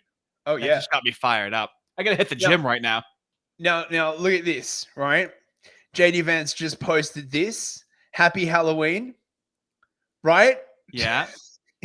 Have you seen this meme around? This is one of the JD Vance's. Yeah, but I don't really know. It just seems like a postmodern meme. Right. No. This is like he's signaling to the Groypers, basically. Okay, right? Like this whole like sort of like him looking like Vish Burra. Like, shout out Vish if you're listening. Is like this is like 4chan, right? Like this was born on. Okay. So the op is already in the water. Okay. Look at this fucking bullshit. So the next op they're gonna try and do, right? If Vance won't bend the knee, is they're gonna try and say that he's like. What the fuck am I looking at? What the fuck is this? Is this a real picture? Apparently so. I mean, no way. I don't That's know. That's gotta be AI, right? It looks good. Oh, the shadow, you can kind of tell. That caught me off guard for a second. Yeah. Okay, Right? that caught me off guard for a second. I mean, yeah, there's no way she'd be standing on that coffin. Yeah, that's fucking AI, like for sure, right? You want to know what it was? I was only looking at the entire picture with my peripherals because it's a guy holding an ass with his face in the tits. So I was just looking at the ass and the tits the entire time. So the rest of it was my peripheral vision. Yeah, and it looks the shadow. Yeah, it's like so crazy, right? Yeah, okay. When you don't just look at the ass and tits, guys, it'll change your life about what the picture looks like. Okay. And there's more of this going around. They're sleeping together. Wow. Yeah. So this is the op they're gonna try and drop basically on full Vance. plausible deniability. We don't know who's doing it. Richard Hinania here. Basically saying like, look, Martha, I know that I said I was happily married to Usha last year, but as many Americans know, sometimes the circumstances of one's life change. Erica and I simply fell in love. So basically, right? Like they're about to like go this ham. guy is pure antagonism. This Yeah. fucking guy, it's not even a fucking skin suit. What he looks like is what's under the skin suit. Yep. So and now they're like digging up like old clips of Vance where he was sort of like saying bad shit about like Nick. This is from 2022. In your own movement, that's what I want to ask about, because one of the supremacists who was saying things like this about your family, Nick Fuentes, an avowed anti-Semite, went after your wife. He had previously dined at Mar-a-Lago with Donald Trump. Does this have any room in your movement, in the MAGA movement? Of course it doesn't have any room in the MAGA movement, and of course you disavow him and this. And of course Donald Trump has criticized this person. Look, I think the guy's a total loser. Certainly I disavow him, but if you ask me what I care more about, is it a person attacking me personally, or is it government policy that discriminates based on race? That's what I really worry about. That was a very weak disavowal. Did you see that? Yes. Right. Absolutely. But also, he fucking called Trump Hitler, dude. Who gives a shit? He already conquered. If you can call Trump Hitler and then be the VP, I think you can fucking jump over the tiny hurdle that is whatever the soft disavowal of Nick Fuentes, dude. That is weak. Very half-hearted disavowal. Right. So we're over time, but I thought we'd just like finish with like a couple of tweets again. Absolutely. Stop and then anti-Semitism. if you check Telegram, I just want to end the entire thing on a trial run of the stream tomorrow. Okey-dokey. So that's what we'll end with. Okay. Right. I got that up. Okay, let's see. Hang on. CNN platforming in a Kasparian. TPUSA refusing to cut Tucker Carlson. This is how the Holocaust started. Jew hatred normalized. I can't believe this. I know if anybody was just coming on to the stream and they were just listening to it, it sounds like you're making something up. This is legitimately. That's why it's so. Nothing makes me laugh harder where there's nothing you can do to make fun of that. All you can do is try to emulate it. It's fucking incredible. Yeah, it's insane. This is how the Holocaust started. The Holocaust didn't start with Moo hatred, okay? Yeah. Oh, wait a minute. Wait. Okay, so there's this one clip of Nick I want to finish with. It's like 5 minutes, but like this was fucking amazing, and I really want to play this. Yeah. Okay. Fuck yeah. So I saw this article. He says Tucker and Nick Fuentes should be neutralized. Bring it on. Who's going to do it? You? Bring it on. You want to neutralize me? You know where to find me, Josh. Why don't you do it yourself? They say neutralize us. Well, you know, they could neutralize us. I'm sure they could. I'm sure they got bombs inside the pagers. I'm sure they'd have a big laugh about that. Take out one Nick Fuentes, watch 1,000 more take my place, and they'll be 100 times more radical. Go ahead. Woo! Yeah. It won't go the way you think. He says he wants to neutralize Tucker and Nick Fuentes. And of course, if I talked so recklessly about any of them, could you imagine the blowback?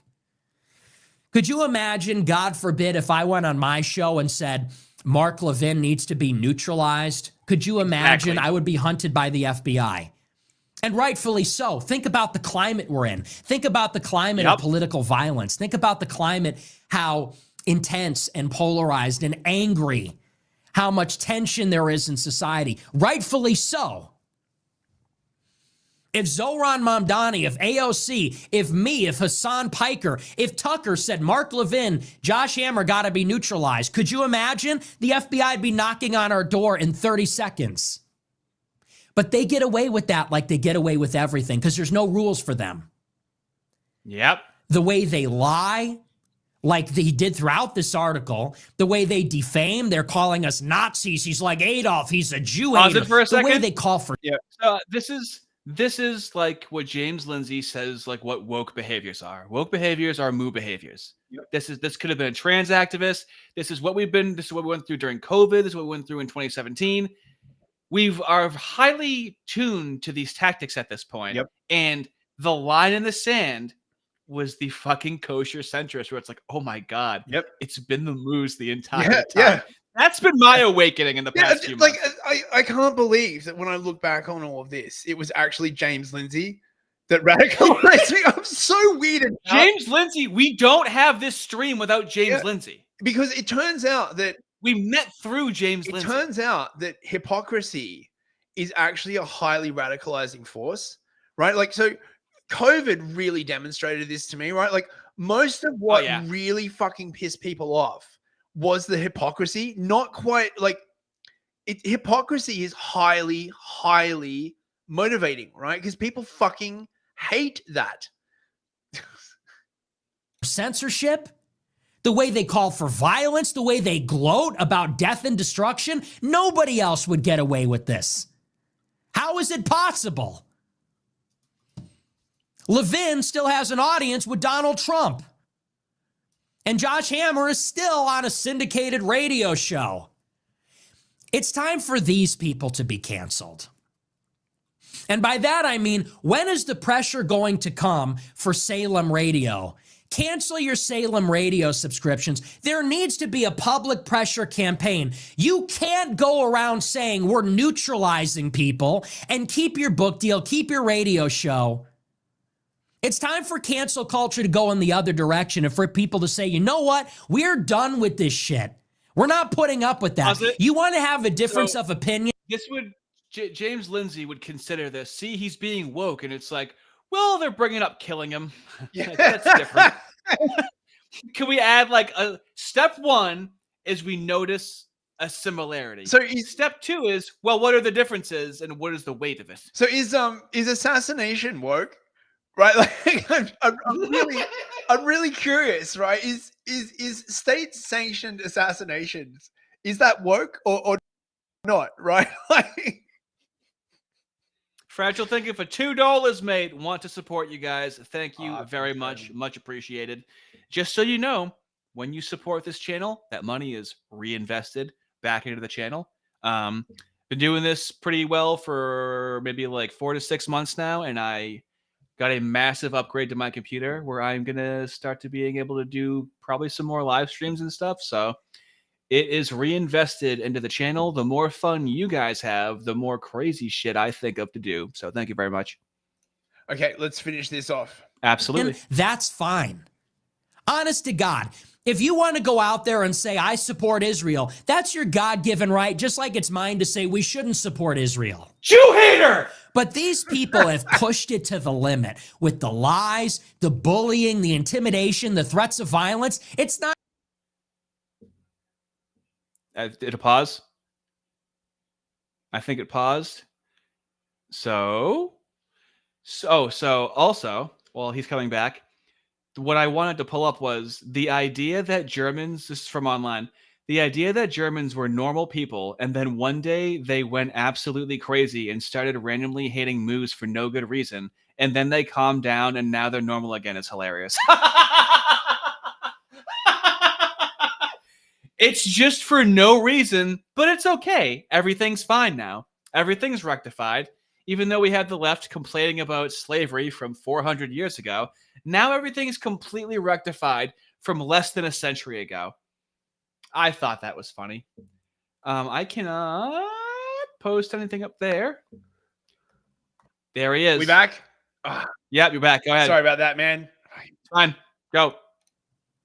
But these people have pushed it to the limit with the lies, the bullying, the intimidation, the threats of violence. It's not acceptable. Nobody needs that in this country. Americans are not going to be bullied by these whiny, high-pitched voice fucking nebbishes. We're not going to be bullied by them. You think I'm intimidated by that? Mark Levin, you think I'm intimidated by you?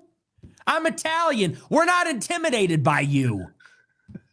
I'm American. We're not intimidated by that. He gets on his show. He gets on the microphone. Big tough guy behind the microphone. You're an old man. We are done being bullied. We don't give a fuck anymore. That's what we all have. Whatever the differences, whatever different backgrounds we come from, whether it's Tucker Carlson, Kanye West, Donald Trump, Charlie Kirk, Candace Owens, Alex Jones, Nick Fuentes, we're just done being bullied. Us anymore. Do we look afraid? Do we look intimidated? We will not be bullied anymore by these people. It's enough, and nobody has the balls to just say it that way. It is enough out of you. We are all nothing but that on my timeline for the past 48 hours. All of them. So bold. So audacious. That's the only language they speak. Clavin, Hammer, Levin, Joe Lonsdale, Sean McGuire, Loomer, Shapiro. I mean, every single one of them. Josh Hammer. That's the only language they know, is to get on their show, beat their chest. He's a Nazi. He's a Jew hater. I can't believe this is happening. Well, believe it. You don't run this anymore. You are not in control anymore. It's over. It's been over. It's just a matter of time for things to see themselves through. So you can bitch and moan. Your reign is over, and you know that. So anyway. Whoa. Holy Dude, shit, man. Because we just brought you through what he's been through. Even how Tucker Carlson's talking about it, he's done. There are no friends. This is politics. Yep. He's trying to get something fucking done. Yep. Mate, that's amazing speech. Babusk for another 5 loonies. Thank you very much. Thank you, mate. How did Newsies fund the war other than having the juices money? Right.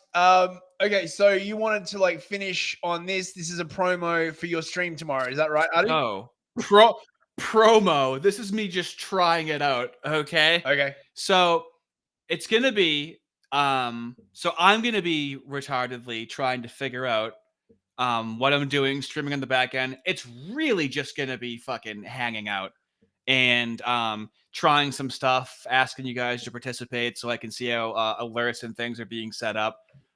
Because I want to move us over to Streamlabs. Yep. So you can still donate through YouTube, but we keep 100% after the fees. We keep 97% if it's through Streamlabs. And I want to experiment with like TTS alerts, like really fun interactive things for the stream. So I'm going to be trying that out for the hard R fellers tomorrow, because I don't want just anyone coming through. I want it to be people that actually, know what I'm doing instead of a straggler coming through, me trying to figure out shit on stream and whatnot. But it'll be, I don't know, kind of like AMA kind of thing, just very chill. And it's going to be 2 hours of watching retards. So as you can see, he has a microphone and he's nonverbal, and he's going to be interviewing people. And I'm going to let you know now. You see that? You guys see that guy right there? You see him? I'm going to show you him interviewing Hillary Clinton tomorrow, just so you know. Oh my God. So, holy shit. That's the sales pitch for the hard R to come and check that out tomorrow at 8 p.m. 8 p.m. 8 p.m. Right now for me, it's 9:17. So an hour ago from now, is when it would start. And Babusk just became very nice. Oh no, now the pressure's on. Now I just made a sales pitch and I made a sale. I feel like right now I wanted to fuck a girl and I laid down all the game and I go, shit, now I have to perform. Oh God. Oh my God. Hopefully I can pull it off. Larry. Thanks a lot, man. I appreciate it. Look at the gang sign, dude. Go ahead and try and make that gang sign. I dare you to. I absolutely dare you to. So, I don't know if you can tell, but he's not going to be doing a lot of talking. He understands everything which is said to him. But since he can't talk, we've made a board with 4 questions on it. And he uses the mic to point out the one he wants to ask.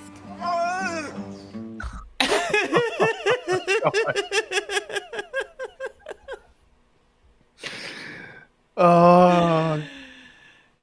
Can someone point me in the direction of like what exists like this nowadays? That was me just by myself. It's just trying to take a peek at it and just record something. So as you can see, that's where the chat would go. I'm going to try and have the chat on screen. It's like the marketplace of ideas, the guy, basically. These are the options. Yeah, exactly. You have no idea what's in store for you fellas watching this. I know what it is. I don't know if you guys know what it is, but it's from 1999 through 2004. So we're going to time travel back to a time where these things can't be made anymore. It's where I live eternally, and I love sharing it with people. So we'll see how it goes tomorrow. All right. Let's wrap up, mate. Absolutely. Absolutely. Thank you to all the people who super chatted. Baboosk, Fragile Thinking, Doom to Coom, Deadpool Kid, F and Dave, Big Chris, Colin Christensen, Ardent Party, Nick Nilsson, Christos, King Solo Wings, who else we got? Manfred Russ, Aramate Discourse, Creamer Slinger, The Flying Scudman, Dilly Bodge, and of course, Big Nick Digger. Thank you so much for coming, everyone. We'll be back next week. I'll probably be doing like a history stream like this week. You fucking better, bro. The people want it. I was sick, mate. I was sick. I was like, I'm sick of hearing it. Okay, motherfucker. I want my fistry and I want it fucking yesterday. All right. Fair enough then. Fair enough. Don't make me become my avatar. Okay. Thank you so much for coming, everyone. We'll see you next week. And of course, Artie will have his members only stream tomorrow night. Take care, everyone. I got the best, fellas. Have a good night, fellas. Good night, fellas. All right.